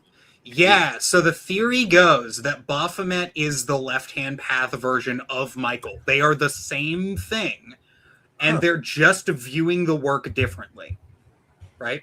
So Michael, so the Solvay would be Baphomet, and the Coagula would be Michael. That's interesting. I mean, I can see the logic there. I don't think so. But that's an interesting take. I kind of like it almost. I kind of like it. Does that come from Levy too, or is that like that was an interpretation I heard. I have not read Levy since I read Levy's, like, every time I read Levy, I am reminded that he was aggressively French. And that every time I try to read Levy, it's like, oh yes, I have the secret knowledge, and then it'll be like the most pedestrian anti-occult answer, and then it'll be like, oh god, why am I? There are a few authors I can't stand reading more than Levy, and unlike other French. authors, I'm not. Very French. He is very French. It's bad. Don't you find him funny sometimes, though? Sometimes, yes. Or he's just the French is just too grating. I will say that when I read Levy, I don't mind Levy nearly as much as some other authors. I'm forcing myself to read a certain Czechoslovakian author. And that sounds very yeah. Oh, are we going to get some initiation into Hermetics videos coming from Dave the Amateur Magus in the future? I'm trying. I'm trying so hard. I don't know what it is about people writing circa 1950s, but the whole like there's two books in particular. Initiation into Hermetics does it, and it's the appeal to science in that particular era of the occult is just so annoying, because Barden will say something, right? And then it will be the most actually like, huh, that's actually really smart. And then he will say something completely different, right? Where he'll be like, oh yes, all the occultists are too busy looking at the stars, so I have a much more older book to be reading out of, the Tarot. and by the way, that's not even an exaggeration. I clipped that, and that's in the video that's coming out eventually. Okay. But that's actually very funny if you know anything about how about the history of tarot. That's why it just caused me to groan. The other book that I'm reminded about how bad 1950s occultism was New Avatar Power. Have you two read that? Nope. Oh, who's that by? I forget who the author is, but the book is great because every 5 or 10 pages you get an infomercial in the book about the book. And it sounds better. Like the book, I swear, it's the only occult book I've ever read that sounds best if you read it with a transatlantic accent. Wow. Okay, that's peak 1950s. Yeah. Yes, because it's like, you will learn all of the deep secrets in the new Avatar Power within this compendium of mystical knowledge, and then it'll tell you how to do some kind of incredibly pedestrian angel invocation that the angels are only referenced in this book and nowhere else, and then people have had to reverse engineer how to work. It's great. I love it. Speaking of kind of this new age slopification, I got this question here. Time magic and time manipulation using 8th or 9th chakra and hypersigils, real or not?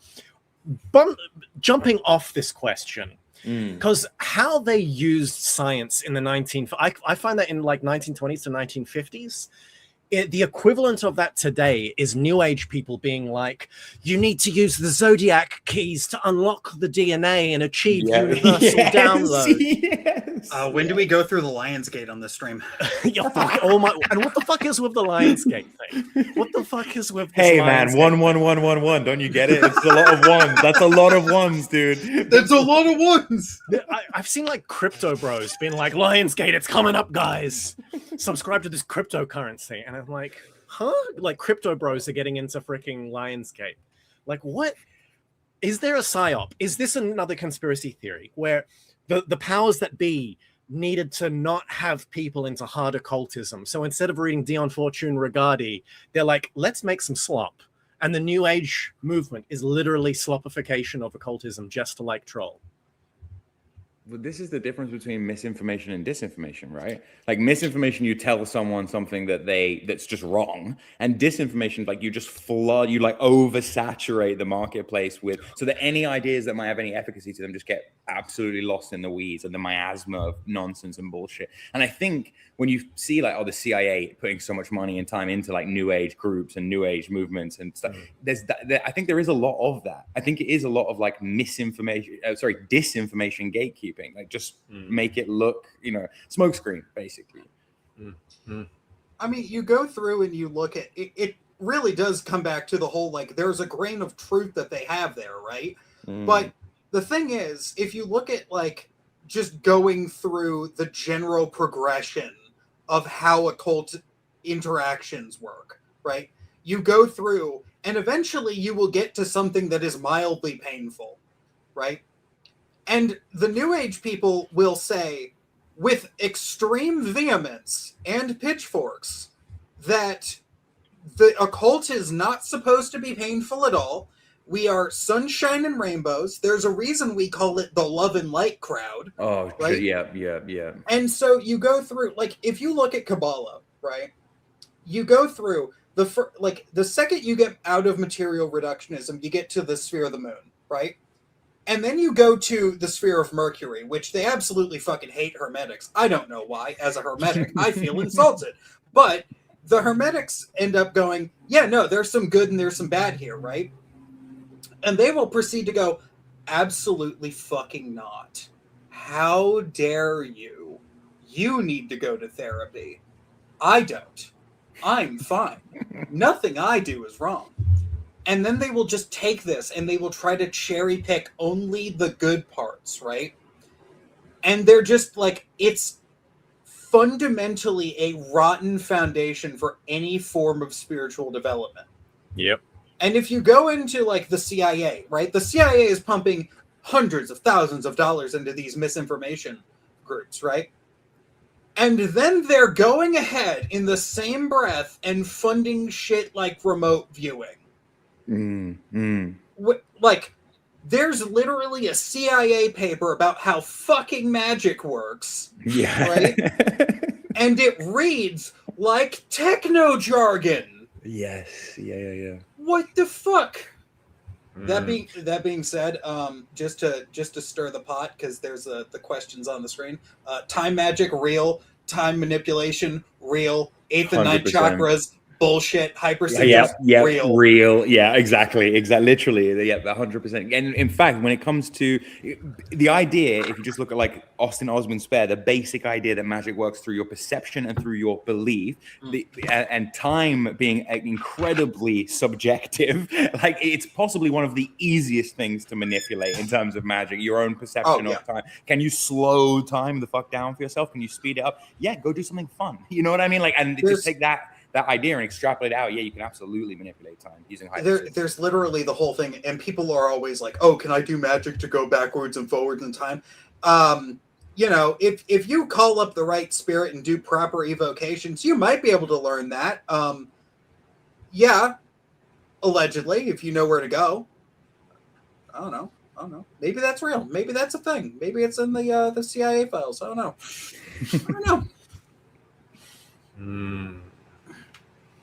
Because that's one thing going on the New Age, something that you just said there. The thing I find most insidious about New Agers with the love and light crowd is when they say something like, but we're all masters already. And it's like, that makes me fucking cringe. I'm going to love and light you on fire if you say that again. Yeah, it's like there's no effort, no struggle. You're already a master. You're already a goddess. You just need to let your light shine. I fucking die inside when I hear that shit. Anyway, so I just wanted to like jump on board the hate train. No, it's important genuinely because it attracts the complete wrong type of person to occultism, and then it projects the wrong image out to everybody else. So yeah, no, it's absolute trash. Now back to Crowley. Thoughts on Crowley supposedly making people eat shit at the Abbey. I mean, yeah. I thought that was in the diaries. I didn't think that was a supposedly at all. Yeah. Now, like just to play devil's advocate here for a second, we understand that in the later degrees of Thelema, we're using perversion for ritual purposes, not for its own sake, right? We're using perversion as a means to break down belief systems that might be holding you back, things that might be, you have various beliefs and icks and things you moral lines that you wouldn't transgress in your mind that, whilst they are important to forming you and your identity, might actually be holding you back from some kind of crossing the abyss, so to speak. So like, yes is the answer, but maybe not. It's not feces for its own sake is all I'm going to say. So there may be some left-hand path value for it, but it's like, I don't know, Leah Sublime made it sound like, his poetry, Crowley's poetry made it sound like he had a thing. Oh no, he did. Absolutely, he did. Yeah, and, yeah, he's- he and, did. a, and a big thing that he used to do was use his own kinks to break other people's. Right? As in, so it's not. I'm not just expanding your mind, right? I'm also getting myself off in the process. That's a fact. Like that's Look, when you entered the Abbey of Thelema, you were entering Crowley's magical realm, and you know what? If you know what that, sometimes that just involves a little bit of shit eating amongst friends. I hope he's got a reincarnation, just so. Someone said Starbucks girl, Crowley Starbucks girl in the reincarnation in the chat, and I was like, lol. That's pretty good. Just someone asked, so I'm just looking through. Statue of Liberty is really Lucifer. No. Sorry. No. Hard no. No. The thing that's interesting about it, no, well, I don't think it's not Lucifer. It's going to be like some kind of Athena, kind of goddess image. Okay, so Lucifer in pre-Christianity, Lucifer is an epithet. Lucifer is not a name. So it's Diana Lucifera, it's Apollo Lucifera, right? Because they're light bringers. They're the literal sun and the moon. So it's not. This is such a leap. It's not even funny. It's more likely to be, it's more likely to be. Yeah, like you say, Athena, Hecate, or some kind of just generic influence of Greco, like into the French. I think people put way too much on that. Because and this is also that other thing of like Christians being like Satan and Lucifer, same thing, right? And it's like, well, there's this literary Lucifer after Paradise Lost was published. Yep. Lucifer especially got he got some PR done. And he got done up a little bit. And there's all this like literary Luciferianism, which has nothing to do with dark rituals. It's just people being like, oh, Lucifer, he's a rebel. We're doing the French Revolution. We're doing the American Revolution. We're revoluting against, the old kind of ways. And bringing we're going light into the new. to the masses. We're bringing light, progress, reason. And it's like, it's the French to the Americans. It's literally the two revolution boys being like, hey, here's a symbol of that revolutionary fire. So liberty as the goddess of revolution that strives for a liberty in the future, I can see why people are like, oh, actually, it's Lucifer, like via their warped thinking. But it's like, no, the Lucifer connotation comes more because it's a goddess of liberation, as you're saying. I don't know, like the whole like Lucifer Lightbringer thing. Like I could fully believe as like literary Lucifer and just the epithet, because there is a Venerian correspondence. The whole statue is made out of copper. We all know that. But there's also like the whole thing of like, do you know how many Roman goddesses there could be that would have been, well, like, here's a really weird thing. We like to think of things in terms of what we would know and understand, but we need to remember that a lot of the goddesses that would have been pop culture then are forgotten to us now, right? There's an example of there's a Caffeina in a Roman goddess of caffeine, like a Roman caffeine goddess, right? Coffee wasn't even a thing back then, but there was still a goddess named Caffeina. I need to work with her. That's amazing. She's great, by the way. Highly recommend. But that is where we get caffeine from, I believe. And we go through, and all of these different, now very, very obscure goddesses and gods would have been like a lot more relevant back then. I think also their practice back then was just so different to how we understand it post monotheism. The gods to the Greeks are these fluid, malleable things that come together and can be mashed into what they were. Even in late antiquity, they were making gods out of other gods, right? And they would join. It wasn't this hard and fast. We autistically do this thing where we're like, oh, it must be this because it equals this correspondence to that. It's not actually how they approached it, at least not for periods of antiquity. But yeah. I can't believe Janus Olympus Paradise Mode is actually a possible thing. That's crazy. No, but for real, yeah.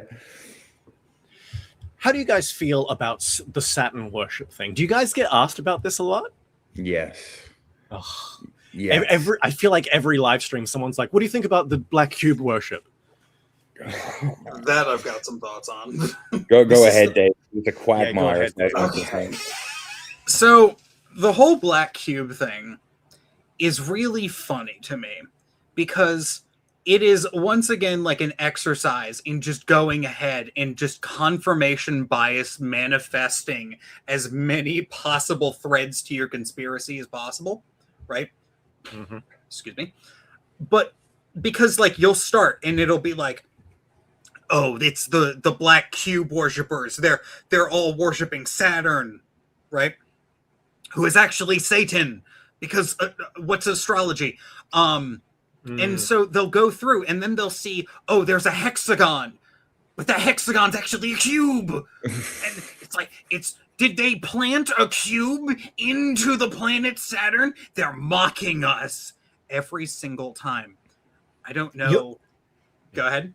I was gonna say, and what blows my mind is when they do that autistic thing, and it's a cube, and then they always put like 666 on it. Yeah, and it's it's the number of Saturn, 666. Oh no, it goes so much deeper because of course Saturn equals Satan equals the demiurge, and carbon, the element, has 6 neutrons and 6 electrons. And are we not all trapped, encased in carbon flesh? You know, it's like it's this kind of like look. From the Christian perspective, and again, I have to reiterate, it's from the Christian perspective that it's so easy to say, oh, look, the Jews have black cubes on their heads and the Muslims are dancing around a black cube. But I could take your Christian cross and fold it up into a cube as well, right? Like in any way I want, I can find cubes if I'm looking for them. And again, there is some truth in it that, you know, yes, you can say, Agrippa even said that Christianity is like a Jupiterian thing, and or not Christianity, but that people's races are favored by various gods, right? And it's not hard to look at the Jews and say, well, they're a small group of diehard people who've been around for a really long time. They're very stubborn. They won't go away. They're obviously ruled by Saturn, right? Like that makes it. There is actually a legitimate medieval correspondence there that the Jews are a Saturnian people. But fuck me, talk about picking up the ball and running with it to fit a Christian slop narrative that doesn't actually make sense. And the correspondences get weaker and weaker the more bullshit you try and add onto it, like it's a Mr. Potato Head of fucking, and it for some reason is in the popular lexicon. Like everybody thinks this is like a common thing. Yeah, every time it blows my mind. And you know what the worst part is? What? Cubes aren't even Saturnian. Yes. They're solar. They're solar. And that's the thing. 666 is the number of the freaking solar. What is it? Freaking magic square. Yeah, 666 is solar as well. The number 666. If you, by the way, Agrippa on the bingo card. So in Agrippa, there's a thing where the solar square, the daemon of the sun, demon, asshole spirit, whatever you want to call him, his number is 666, right? And the thing about it is Christians will go ahead and be like, oh, well, if we look at this, what are the numbers? The numbers, what do they mean? And then they'll be like, oh, well, the mark of the beast is also 666, depending on the translation asterisk, by the way, because depending on your translation, it's actually 616, not 666. But you know, we need to make sure our numbers are even so that the sheeple will actually be able to understand what we're talking about. Anyways, they'll go through and they will like try to like the number of Saturn is 3 in occultism, right? Like that's pretty universal, I think. You have some attributions of Saturn to 4 and Jupiter to 3, but then it gets kind of mixed up in medieval times. At no point do you get the idea that the cube is Saturnian. You might get the idea that even in astrology, a square is a martial force. An opposition is a Saturnian force. So it would be at 180 degrees, not 90 degrees. So it wouldn't even be like it really doesn't actually make sense when you follow it out to its nth degree. It becomes retarded, frankly. But and you know, and let's just deal with the elephant in the room. The people making these claims and these conspiracies, they don't know fucking astrology. True. They don't know fucking astrology. If you knew astrology, you wouldn't be arguing that the cube is Saturnian in the first place, right? Now, you could make the argument I'm not going to, but you could make the argument. I was going to make the argument and say, like, oh, you could say that 6 corresponds to the zodiac sign 6, but the 6th zodiac sign is Virgo, not a Saturnian sign. Yeah. So that doesn't even work. Literally, like, oh, look at my math. And then, like, you actually apply the standards, and it's like nothing matches. Nothing matches at all. Oh, God. So someone in the chat said 6, 7. That got me. That really got me. I don't know why I find that shit funny.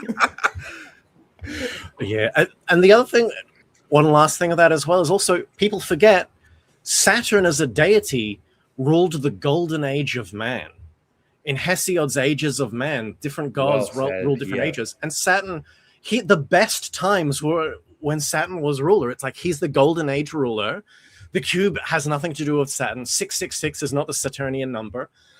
The only thing they get right is, I guess, black is the color of Saturn. The Saturnian, yeah. But that's in the judge archetype, in the teacher, the university graduate archetype. It's more. It's the thing. The thing that I think is that where they massively miss the mark is that Saturn versus Satan they are completely different archetypes, in that Saturn, Kronos, father time, he is limitation itself, restriction itself. He's death to the ancient Greeks because he's the visible planet that you can see furthest out. They didn't think there was anything beyond Saturn. They had no idea that there was Uranus, Neptune, Pluto. So he's the visible limits of the solar system. He's far the fuck away, and he represents the boundaries, the limits, the restrictions, but not because he's there, as an antithesis to God in some way. He is a God, and he's there to teach lessons to us. We learn in time, we grow in time. Like, he's a moral teacher. And even in astrology, you see in people's charts, like Jupiter might give someone a gift, but Saturn is where they'll really become great, because they'll have to push, like you say, push against restriction in order for the soul to grow. That's really what Saturn represents. He's this limitation, restrict, the greatest teacher, really, in terms of all of these archetypes. And it's just quite sad that it's been conflated with, Satan in the kind of adversarial sense. To me, in the Christian sense, it just doesn't add up. And let's be real. If you're going through and you're trying to say that Saturn is Satan, right? You don't know demonology, astrology, or any kind of occultism worth listening to. Why are you, like, what are we doing here, right? You know what? If you wanted to make the argument, just to say it, if you wanted to make the proper astrological argument, you could make the argument that, oh God, what was it? 3, right? Like the repeating 3 is the Saturnian element, right? Yeah. Repetition of 3, yeah. And so you could make the argument that because 6 is the solar number, it's talking about how fucking miserable Saturn is in anything solar. But if you flip it over to 7, Saturn is exalted in Libra. So there we go. There's your crackpot astrological theory that actually makes sense, you cube worshipping Minecrafters. Oh man. The prophet you. So how do you guys feel about our Heavenly Father, the creator of the white race? Praise be upon him. I don't know how this got traction, but 5 years ago, Yakub barely had any afterlife or existence online, and then it popped off. Everyone knows Yakub now. Where did it come from? Do you know? I'm so impressed. Yakub is great. Do you know where it comes from? Yeah, so before Yakub popped off, I was an adherent of Yakub, not actually, despite the fact that such a banger sentence. I was an adherent of Yakub. Yes. So the thing is, Yakub is genuinely. Yakub is the entire thesis statement of this stream of conspiracy theories are trying to force a narrative despite the fact that none of the pieces work. Yakub is a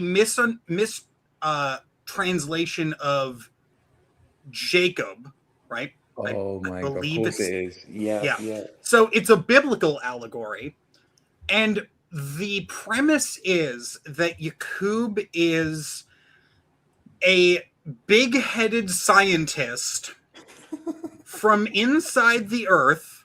Hollow Earth theory is just a thing, by the way, where there are there's 3 different races of aliens that live inside the Earth, right? And so Yakub was the union of 2 of these aliens, and he was born with a really big head. This is not even a joke. And so what happened was the rest of the children were bullying Yakub because his head was so big. And he decided on that day, I am going to kill all of you. I am going to, your world will burn. So he goes through, and due to some plot, I'm skipping ahead of it. He ends up going to the surface, and he leads like a bunch of people because he with a big head, he's really smart, right? Mm-hmm. So he goes to the island of Patmos, I believe, right? Which is modern day Cyprus, I think. Yes. Right. So he goes from inside the Earth to the island of Patmos, and through eugenics and genetic engineering, creates the white man. Yeah. And the way he I knew he was the father of white people, but I had no idea the lore was this deep. Deep. Oh, it's deep, man. And the way that he got, oh god, I'm gonna try to remember which book this was. He convinced people to join him with a book, and I believe it was Tricknology. I think Tricknology is Yakub's. I thought the Tricknology was the techniques he taught the white race. No. That's what he convinced them to join him. And then he gave the white people a different book that was even more insidious tactics. And so apparently, according to this, white people don't have souls, and they're literally this poor bullied scientist's genetic experiments because he was bullied as a child and he should have just gone to therapy. There you go. And then the continuation of that is then white people using Tricknology enslave all the other races and change history. Yes, and then there's like a Jesus figure called Yashmal who's supposed to come and free them. Of course. The Yakub lore goes hard, man. It's great. But it looks like it was drawn in like the 90s on like one of those like really low budget church track animation videos. It's great. Well, the originators was the Islamic Brotherhood in America, wasn't it? The Nation of Islam. Yeah, Nation of Islam. It's Nation of Islam. I can't even imagine what a documentary film from the 1970s, Nation of Islam, like an animated. I need to find this. That sounds amazing. If I will link it in. Please, wow. Also, thank you for the $5, Dude Mon. Based. Yeah, everyone, if you want to get your questions answered quicker, drop a super chat. But there's something deeply psychological there too, right? And I hate to be the one to say it, but it's like, black people were, and it's incredibly tragic and unfortunate. I'm not saying there's anything to be extolled about slavery, but it's like they were bred and experimented on and whatever for a number of generations, and it's almost as if psychically that projection is then applied forwards, not by all black people, but by this fringe group of extremist nutter black people into Yakub, and it's kind of like a reverse kind of invert. There's something deeply psychological there, and I can't quite explain. I don't think I have the there's some weird projection going on there. It's very, very uncomfortable. I mean, by that logic, Yakub is the CIA. Yeah, kind of. Yeah, in a weird way. Damn, that's crazy. I can't believe Yakub is just the CIA. That's. Oh no! Did Yakub glow? He must have. He must have. Fuck! We got to get this guy. What is it? Grubioid has asked. Okay, but what's the difference between Devil, Satan, and Lucifer? I think we kind of mentioned, but. Devil is a title. It's just little devils around the place. Satan and Lucifer is the big differentiation. For me, I would say Satan is something more materialized. It's like Satanists are black in the sense that they're materialist. Like Anton LaVey is a perfect Satanist in a sense. People criticize him, but it's like someone who even believes that Satan is just itself is just an idea. It's all just a joke. In a sense, it's the most satanic. Yes, because someone who actually believes that they have a soul that they can pledge to demons, at least they believe they have a soul. LaVey didn't even believe that. So it's like Satanism is just pure materialism. They want you to just deny it. It wants you to deny even the essence, even the spirit, even the soul. Whereas Luciferianism wants you to believe in demons, believe in souls, believe in spirits, and it's like, we got to storm the gates of heaven, baby. Let's rebel. They're almost opposite. I mean, if you really read Steiner, they're almost opposites, because the Araman Satan thing is the idea of going too low in terms of too energetically material, too much in the physical, too much in the atheism, and then Lucifer is going too high, too much pride, too much, he thinks he can literally take on God. They are quite literally opposing archetypes. Even in demonology, the difference is Lucifer is he's the leader. He rules by pride, and he knows what he has lost. Satan is more kind of just an asshole for the sake of being an asshole. And the difference is they're just, again, if there's anything that you should get from this entire question, it's they're very different archetypes. Satan is just kind of, if you wanted to phrase it a specific way, Satan is like opposing you in order is evil, right? Like evil as order. And Lucifer is pride and rebellion to the nth degree.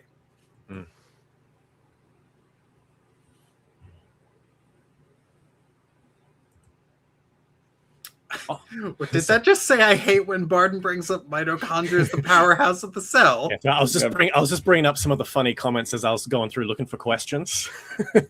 1950s shitty science occultism was, I think, the reference on that. Oh God, yeah. Yo, off topic. Any of y'all got some crazy remote viewing powers? I lost my wallet. Please help. Sorry, Richard's member. I got you, Richard's member. You want to use horary astrology. You want to cast a chart for when you fully sit down, really understand the question, think about your wallet, think about where the last place was that you had your wallet, try and imagine yourself holding your wallet. And then when you fully understand that you need to find your wallet, as in like the moment the problem has been fully comprehended, literally just hit transits on any astrological software, cast a chart for the moment that you understand the question, and it will show you by house and by sign where your wallet actually is. I'm not even joking. It will show you, if the wallet is in the house of travel, it's probably in the car. If it's at work, you left it at work. If it's gone with the wind, it's in the 12th. You'll find it. Horary astrology, best technique to find your missing shit, basically. I just used geomancy now, but unfortunately it's raining. Did you check under there? No, the other place. There you go.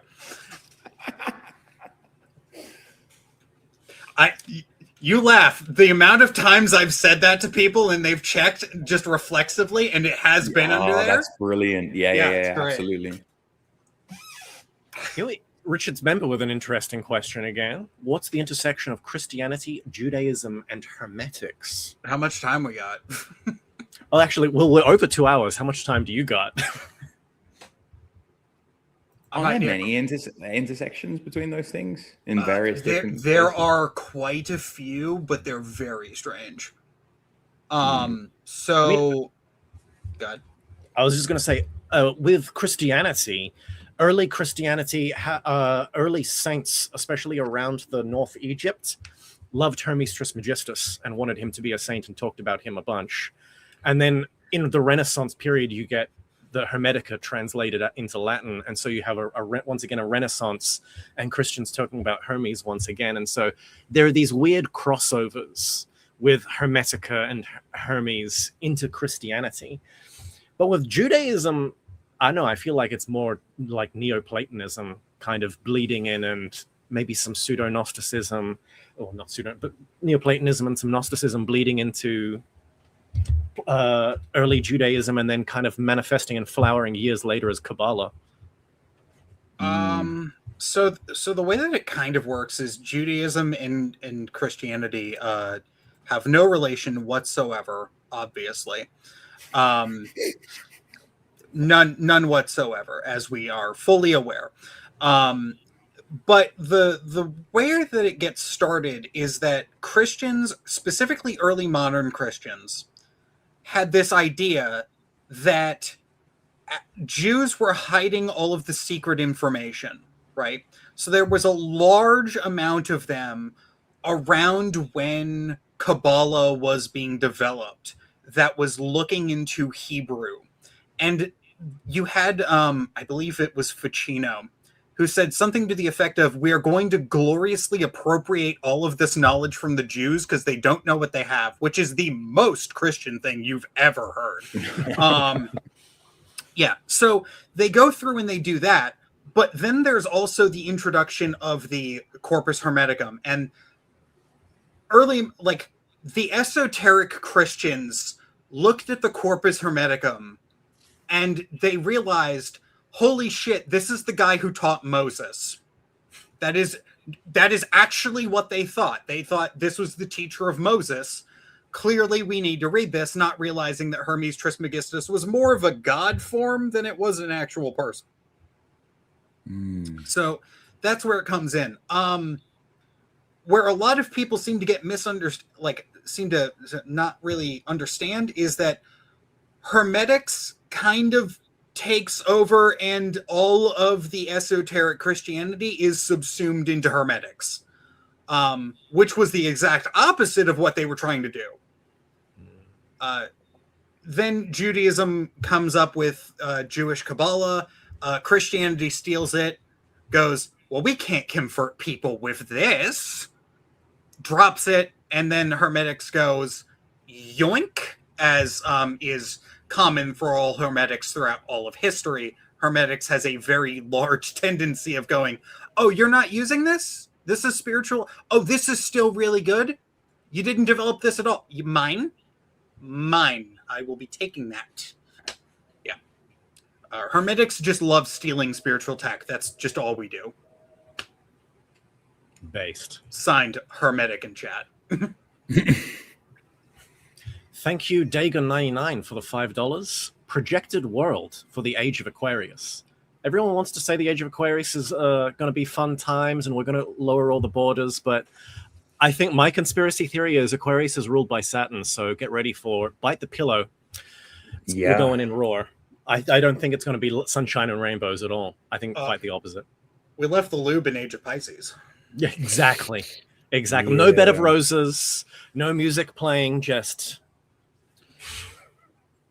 I think some of the newfound kind of I think now the fact that everyone's clocked that this is a transition that's obviously happening and that these massive astrological eons really do help explain, the shift away from warlords in Aries to Christianity and monotheism in Pisces, and now away from religion and the tradition in a Piscean sense to technology and the hive mind and the group collective and all this kind of Aquarian stuff. I just don't think it's going to be as bad as people think. There will definitely be a Ready Player One kind of aspect to it. It's just, I always put it like this. If you went back to the Age of Aries and you said to a helot slave in some kind of Roman army, you said right, so there's a guy called Jesus is going to come. There's going to be massive changes in the way everybody lives. We're not going to do away with a lot of this slavery stuff, except for in a couple of thousand years time when we needed to do sugar plantations. And then for the most part, we're going to love each other and be brothers and all this kind of stuff. They would have laughed in your face.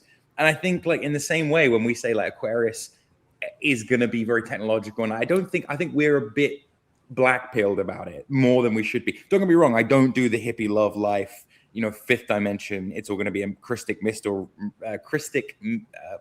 mystic crystal revelations or whatever the lyric is in the song. I don't go that far, but I don't think it will be as bad as people think it will be.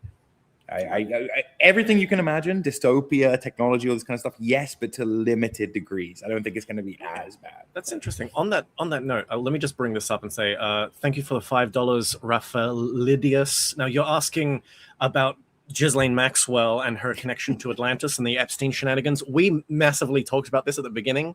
So if you're after this is over, you want to go back and listen to us yap, please do. But I was going to ask, on that note, with the age of Aquarius and us moving into a more technologized age, what do you guys think the conspiracy on AI is? Do you think AI is demons?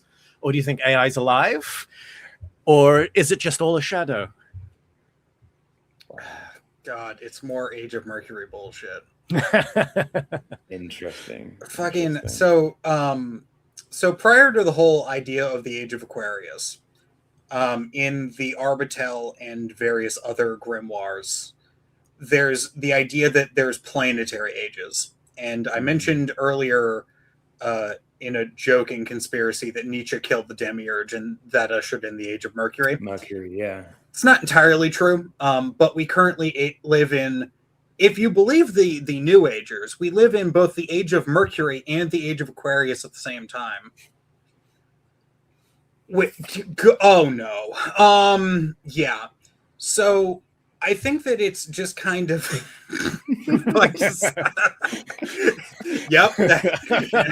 Amazing. I think that AI is just another symptom of we live in the Age of Mercury, where rampant technological innovation will happen. We can't really stop it, and it's really the best way to explain it is that one quote from Jurassic Park of, you spent all the time wondering if you should, you didn't stop to think if you should, which, I mean, go listen to the NVIDIA CEO talk about how if his $500,000 engineers aren't burning $250,000 a day on AI, he's going to fire them. Like, it's bad. Yeah. Definitely going to be AI heavy, isn't it? This coming Aeon, and like, yeah, AI is not a good thing. I am when it comes to being black pill, I'm quite black pill on AI. When it comes to spirits, though, and kind of ghosts in the machine, and can you do like I think you can do divination and stuff with AI really well. And I think because there is some kind of connection, not that I claim to understand how this works and the mechanics of the universe exactly, but I think there's some kind of connection between randomness and divination, randomness and sortition, randomness and shuffling a deck of tarot cards. In the randomness seems to be where you can get the spirits, and I'm using this word very, kind of, even if you have like a psychological chaos magic framework, you still hopefully understand what I mean by spirits. For example, if you cut, and this is a bit gruesome, but if you cut open the guts of a chicken and you let its entrails spill out onto the floor, there is no way that you have of knowing what the pattern of blood and entrails is going to look like. And because you have no idea of knowing what it's going to look like, because it is in essence as close to random as you can get, there's messages in it. You can read it, so to speak. And I think there is something where, if you really look at how AI works, nobody really knows how AI works, including the engineers that are building it on some level. It's a bit of a black box. It's about randomization and tokenization, and something in this is putting spirits in the machine in a very basic, I'm using, like metaphor, obviously, but.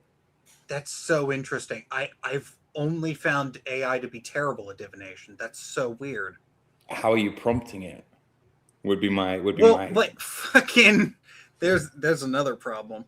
I've always found that like AI has not been good for divination, but I view the moon, the lunar stuff as divination. That's the whole reason we don't just use our phones as black mirrors, right? Yep, completely.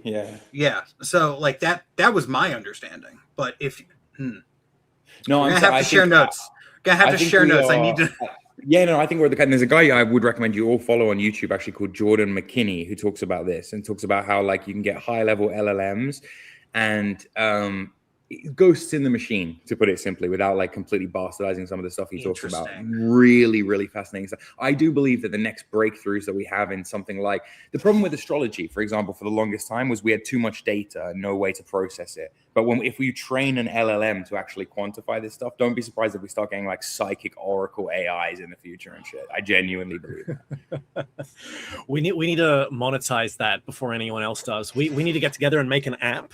And 100% anyone else. 100% stop AI. Bruh. Anyway, thank you, Cad Joel Acker. Thank you for the $5. Does everyone have a preordained purpose or destiny? If so, how would one discover it? Does everyone have a preordained? I have a controversial one here. I think everyone has a preordained vocation, But when you say destiny, I don't think everyone has like a giga, I'm going to save the world destiny or experience, peak humanity destiny. I just think, what is it?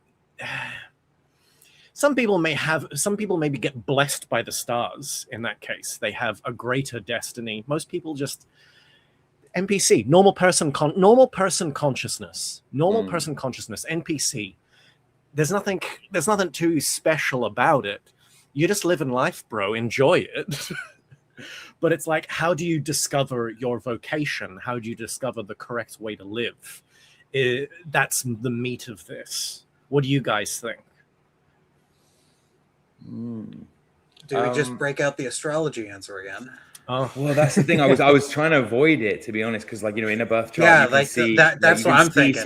Someone's path right through life, but it's I guess really he's asking something deeper and more existential about like free will, because even if you do have a destiny that is ordained by the stars, how much can you go against it? And is it a thing of like, well, the planets make slaves of the NPCs, but if I'm a magician and if I have some, if I can commune with / have command over various forces, then I can take control over my destiny more. I think probably my thinking is something closer to that. I don't know about you. I mean, I believe it's in the Hermeticum where Hermes literally says, most people are slaves to the stars, but if you start working with them, you get freed from that. So hilariously, there's a problem of, everyone is an NPC, but us occultists, we have the truth. We have the solution. Yes. We're not like those other NPCs. We have the real way to divine gnosis. Because I know it's a boring question, but it's like, I think the correct question should be, if you're an NPC and you somehow a crack appears and you realize you're an NPC, how do you stop being an NPC? That's a great fucking question, isn't it? Yeah, wow. That's the real one, and that is to practice the occult. Yeah, really? I think the answer to that question is magic. Yeah. Have you considered magic? That I've heard that's a pretty good way of not being an NPC anymore. I know 3 guys who have YouTube channels that could help you out. Nulu asks, have you guys covered the conspiracy that 33 is used by the Black Lodge to mark their operations? JFK assassination, theosophical, blah, blah, something. What do you guys think about the number 33? But this goes right the way up to Charlie Kirk, by the way, because I forget which batshit gematria system it is. What freedom adds up to 33, and like reverse Greek, Hebrew, like twice translated gematria. Apparently, like freedom, there's 47, right? Donald Trump is the 47th president. So there were 3 caps on the table in front of Charlie Kirk: 47, 47, 47, which is 4 plus 7 is 11. So that's 11. So that's 33. Like it gets so. My God. It's so weird to me because everything that involves like gematria, right? I personally can't stand it because somebody went ahead one time and was doing gematria. And the conclusion they came to was that Metatron, like the Archangel Metatron, Enoch, was also a dolphin crab. Because the gematria somehow lined up to dolphins and also the sign of Cancer. So it was like, so you mean to tell me this is a dolphin crab? And he's like, genuinely, with no hint of irony, yes. So whenever I think of gematria, I'm like, dolphin crabs every time. This is why I recommend people don't get into numerology because I feel like with numerology, if you're normal and you get into numerology, it makes you a little schizo. But if you're already a little schizo, it just makes you full schizo. Yeah, definitely. How do you guys feel regarding psionics? I get psionics, psychotronics, parapsychology. Not sure if this was asked earlier specifically for its application for occultism. I'm pro. All Franz Baden using science aside, I think if they're modern science, a field of modern science that does take occultism seriously, i.e. parapsychology and psychotronics, looking into that field and seeing the techniques that arise from that, good, it can be very useful for occult practice, specifically scrying, specifically path working, things like that. I think it's all right. I don't know what you guys feel about psionics. Yeah, in fact, I'm balls to the wall with it, and I'm like, I telepathy check, telekinesis check, clairvoyance check. The problem is there's just so much charlatanism and there's so much nonsense and bullshit out there. Like, but do I believe that people have these kind of faculties? Yeah, absolutely. And one way to kind of think about it is the traditional 5 sense model. Like, you should, any small amount of conscious reasoning, you'll come to the conclusion very quickly that you have a lot more than 5 senses. If, for example, you can feel heat of an object at a distance without touching it, so it's, you know, technically it's called like kinetherma sensitivity or something. Like, what is that? Does that fall under touch? When you actually go through this, is something like 33 documented senses that the human has. Oh my God. It's I think it's silly to doubt these things. It's just, I think our understanding of them is flawed, really. Yeah, I'm generally pro. I generally have the problem of, you know, I'm very postmodern with my occult and spiritual practices. So like what psionics will be like, I'm learning telepathy. I will literally just be using to cheat at cards. So like, Nice.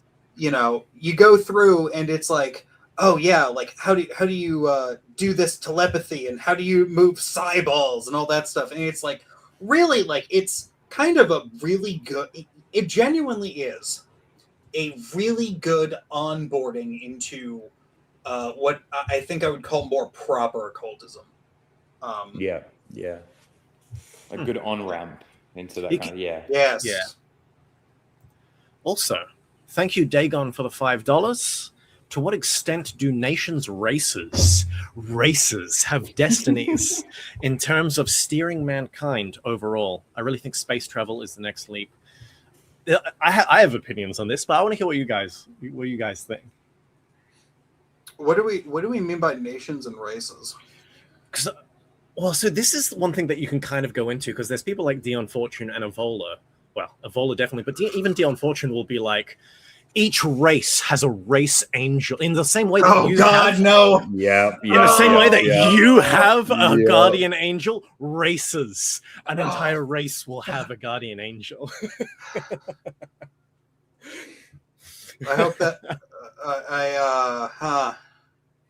It's such a tricky one, isn't it? I mean, look, thought forms are definitely shared on a racial level, right? Yes, all Germanic people have a concept of Odin in their head, which is unique to them in a sense. Even if a Japanese guy comes along and learns about Odin, he's not going to have the blood tie to what that is. I get it.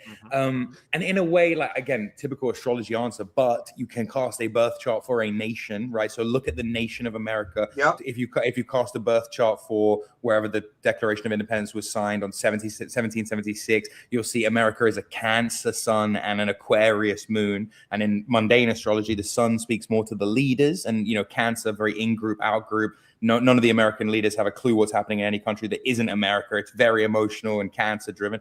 And then, you know, the moon in Aquarius, the moon speaks to the populace and the emotions, the mob, really, like, of the general people, in the way that silver would be the currency of the peasants and gold, the sun, would be the currency of the elites. To have the moon in Aquarius for America kind of says that it was always America's destiny to, like, race mix, quite frankly. It was always America's destiny to be high-minded and abstract magic soil theory, that there was never an ethnos underpinning the nation of America. And that's baked into the fucking natal chart of America, right? So yes is the short answer. Nations at least have destinies, and probably you can do the same thing for race. But I think you're treading very muddy water, and increasingly so, because, you know, I'm 1/8 Ashkenazi Jewish. What race am I? You know what I mean? It becomes very confusing at that point. So I don't know.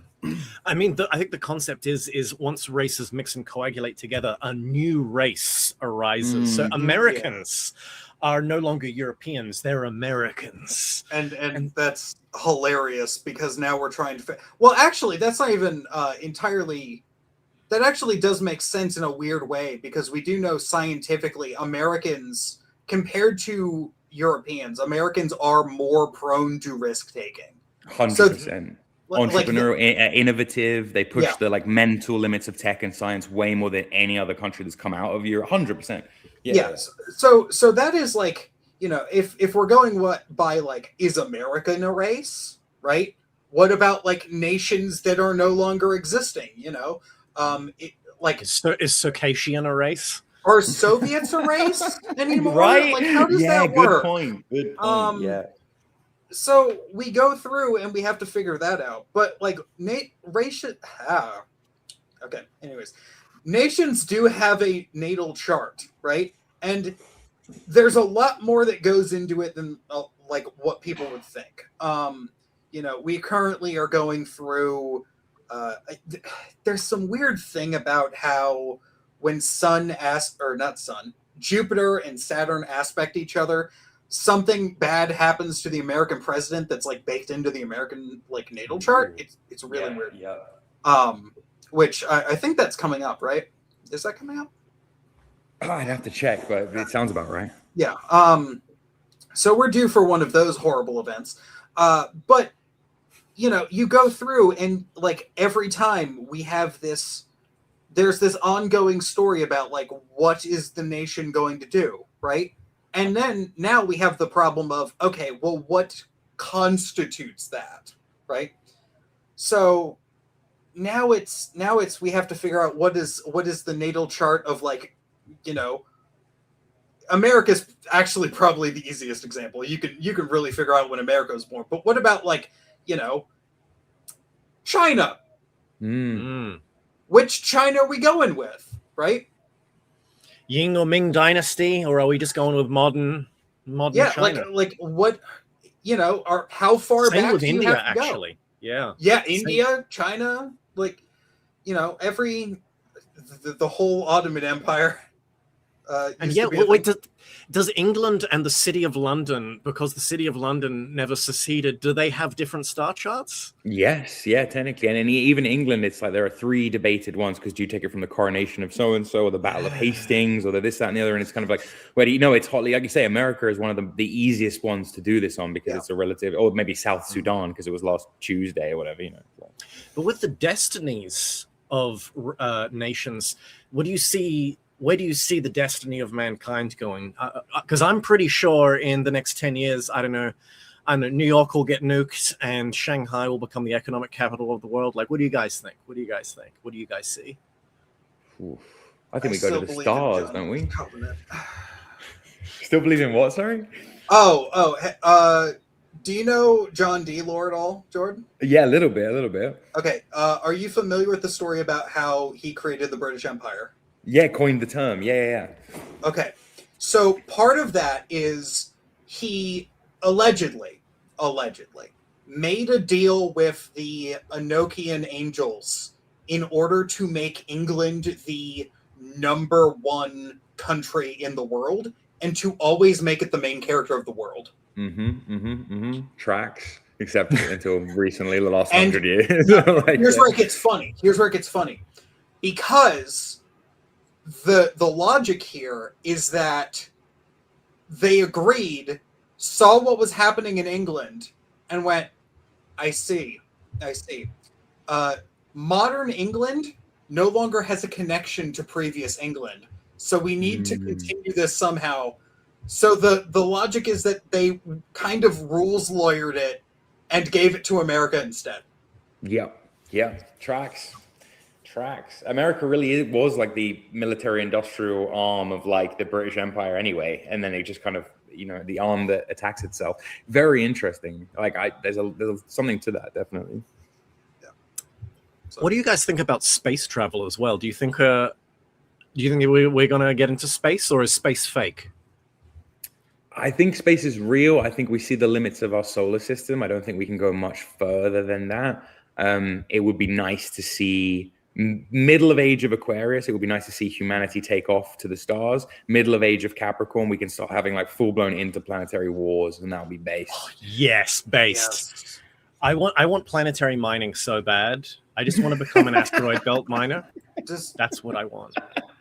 Do we have to wait until Age of Scorpio to start Captain Kirking aliens?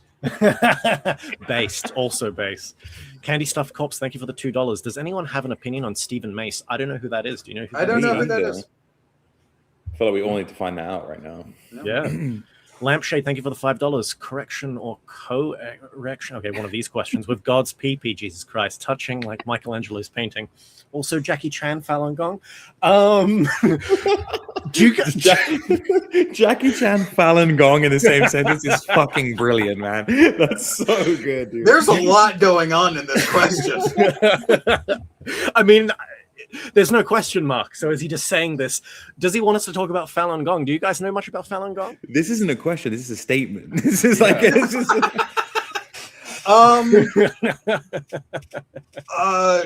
I know a little bit about Falun Gong in that, like, it's a really strange cult, and they keep recruiting in America using, like, this. There's this, like, play that is kind of all over the States. I forget what it is, but its tagline is, like, you know, China before communism. So it's, like, a religious indoctrination play. It's really strange. Yeah.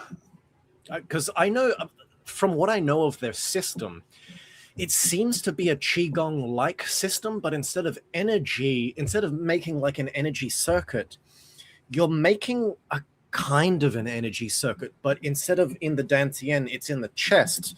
And once the windmill starts, what it does is it burns karma. So you have a windmill. So instead of like doing good works to burn karma, you do the Falun Gong, Qigong kind of practice, and that starts this internal mill which burns karma, and the faster it spins, the more karma you burns. And then, like, if you can get it spinning really quick, you burn all of your karma in one life. And that's the concept of their praxis. But I also know that, like, the founder of them went full schizo, lizard aliens, and he's like, all the world I've seen it with my clairvoyance, the world leaders are lizard aliens. And I'm like, oh, okay. And so it became a weird kind of culty thing. And then the China government was like, nah. Yeah, and slams I'm developing down like a weird sympathy for the Chinese Communist Party actually on this one. I'm not gonna lie, you made it sound, you didn't sell it to me at all. You didn't I feel like we need to grab the natal chart of Falun Gong to see if it's worth following. It seems to just be like because, and this is the thing, Qigong cults are a real thing. We think of Qigong as just like this spiritual things that Taoists do, but there are like cults of personality that do grow up around like individuals, and you get weird ones, and that was just a big one.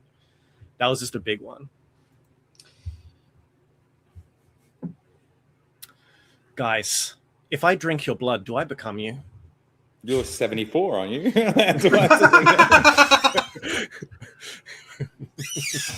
Does vampirism actually work in slowing down the aging process? No. No, but I'm told a bunch of heart transplants will.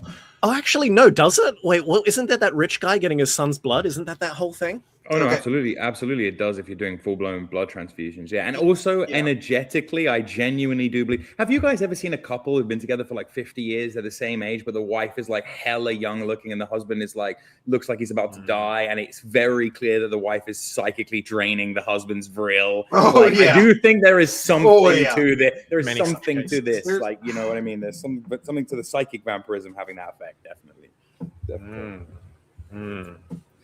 I agree. There's something there.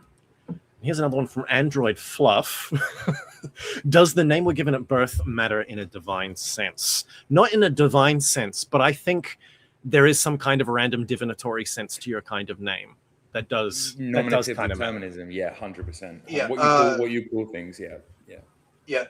Nominative determinism is a thing. So, It's actually a foundational magical act.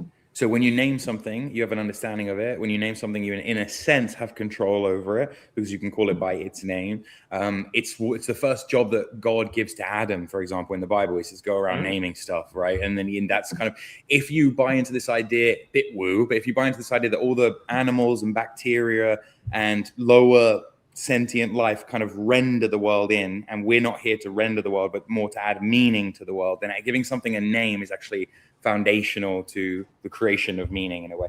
I'm always reminded of that guy, African-American gentleman, he had two twin boys, and he named one of them Winner and one of them Loser. And I think if I remember correctly, Winner ended up being like a gangbanger, drug addict, and Lou ended up being part of the police team that was assigned to arrest him or something. Yep. Really interesting kind of. So I think it does matter what you call things, although not necessarily in the way we think. Yeah. Go ahead. I was just going to say that, ladies and gentlemen, don't call your kids Khaleesi. Ooh, don't do that. So you just know that somewhere somebody did after Game of Thrones. As well. There's a whole thing about there's stories in like various witchcraft circles of like people will take on it depending on the circles, right? They'll take on like the names of various gods and goddesses, right? And there's a very funny anecdote of whenever winter rolls around, the ones that name themselves Persephone have a big problem. Yeah. They have some into the underworld. Yeah. Yeah, they have some hellish falls and winters. That's interesting. Because I know, what is it? You see a lot of Greeks name their kids like Aphrodite and Artemis every now and then, and things like that. I don't. Yeah. Are you guys pro naming your kids after gods? Depends on the god. Like, I mean, I would recommend people don't name your kid Loki. I had a friend who did that, and bad idea. Really? It's like tumultuous, troublesome, rebellious child? Trickster deity child? Okay. But it's like, if you named your kid Jupiter, would they just be a jerk? Or... I'm quite jovial and quite funny, I would imagine, and quite outgoing. I almost wonder if it takes on the opposite. So I've had two dogs recently. One of them was named Sunny. They are the most melancholic dog. One of them, the person who owned the dog wanted to originally name the dog Raziel. Amazing. That dog was basically feral. We no longer have that dog. That should tell you something. And I almost wonder if the funny thing about like there's a cosmic irony here. Yeah. Of you think it's gonna be a good idea, and then like the opposite traits are applied. Like a criminal, like a big scary criminal guy, and all his friends call him Tiny or whatever. Like there is the universe, a sense of humor to it. That's like a kind of I think so. Or like everyone is always calling the short guy like Big Mike, you know. No, there may definitely be some kind of magical kickback thing of naming something and getting the opposite effects of what if you don't name it properly, or if you don't, I think there's something to that. It's like you have the energy in the name, so you don't get the physical qualities. But I would say you can see this even in, like, say, for example, three guys who have the birth name Thomas, but one of them keeps Thomas, one of them goes by Tom, and the other one goes by Tommy. These are fundamentally different guys. These are fundamentally different energies. Oh, yeah.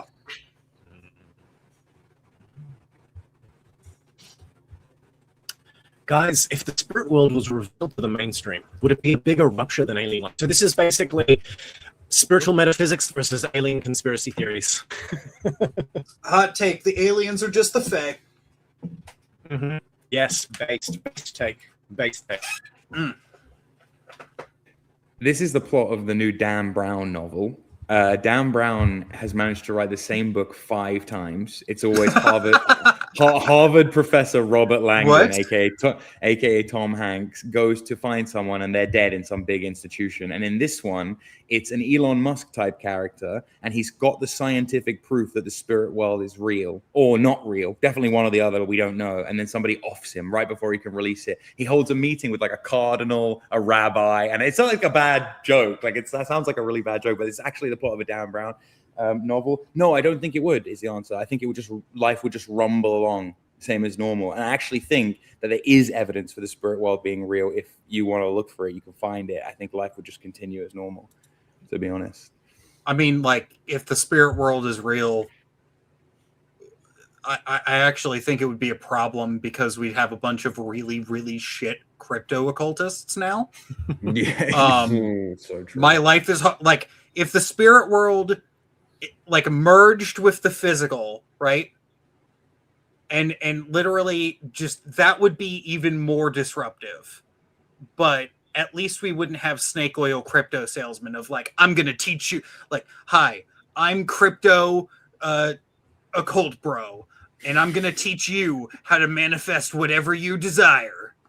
I swear I follow that guy on Instagram. Yeah, I know there's so many people that fit the mold of that. Like, holy. Because I'm going to say with this question, I think also what they're asking is like something more specific, like institutionalized religion. So Christianity, if aliens real, what does that do to Christianity? No, but they on would the monopolize it. They would try and Yeah, yeah, monopolize it. so would they monopolize it? But then there's if the spirit world became mainstream, or if everyone gains the faculty to see into the spirit world, would they need the institution anymore to like talk to grandma after she's passed on? That might be the biggest split in the human populace ever, you know, because in the way that like something like COVID-19 really divided people along lines of institutional trust. If something like that did happen, rupture the fabric of reality, and then all the major religions started taking credit for it, you'd really see who the NPCs actually were in terms of whether they just towed the line. So yeah, it's actually a really good question. Oh God, I would love to put professional necromancer on my business card. That would be so fucking sick. For a time I was debating putting exorcist on my business card. That was a so funny hard. thing. That's sick. That's pretty hard. Well, you got business cards? God, I should make some actually. We got to make business cards, and then we got to meet in real life, and we got to all like do the scene from American Patrick Bateman. Let's see Paul Allen's business card. Now, we're almost up. We're almost up to 3 hours. So for the last question, best way to enlarge your PP, occult wise. Magically speaking. Oh, go ahead, Dave. I have the I opposite have to problem myself, so I don't know. I'm always looking at PP reduction, magically speaking. Oh fuck, dude. I don't like PP enlargement is not something that I usually have to deal with. It's usually women asking me about breast enlargement. So yeah. Did you hear about the acupuncture guy who managed to do something and he actually increases women's breast size? No. It's not hard. It's like as an occultist, it's not hard. All you like, it's so fucking simple. All you need to do, right? So first of all, I recommend you practice some Qigong for this. If you don't practice Qigong, not necessary. You invoke Jupiter into the body part you want to enlarge. Now here's the important thing. You also want to invoke the element of Earth to solidify the changes. Okay, yeah. Oh, because abstractly air it's Jupiter a fleeting would be fleeting effect if you don't. Really big. Yes, got it. Yeah.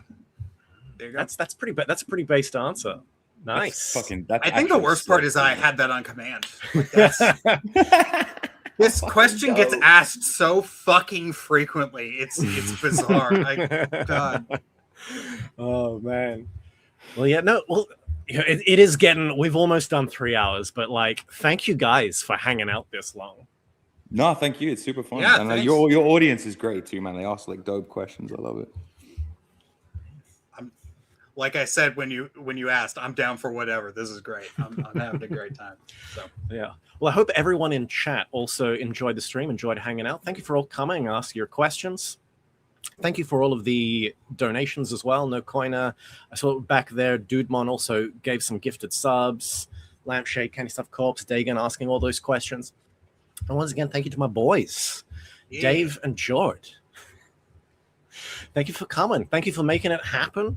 I know, what is it for Jord? You got time zone rapes. I hope it wasn't too bad. Yeah, no, it's all good. It's all good. I'm usually up at the crack of dawn anyway, so it's absolutely fine. But no, thanking. Great to meet you, Dave, man. Like, really cool. Meeting you. Yeah. May this be the first of many in the future of PP's touching. Let us use our magical workings and extendo Patronum out. Hope everyone enjoyed the stream and and like and subscribe to these guys. Yes. These guys are real OGs. Subscribe to Jord, subscribe to Dave. If you're on my channel, subscribe to these two. Do all the things. Subscribe to everyone. Subscribe. Yeah. Only on this stream though. Don't just go random. Yeah, you don't want to. Anyways.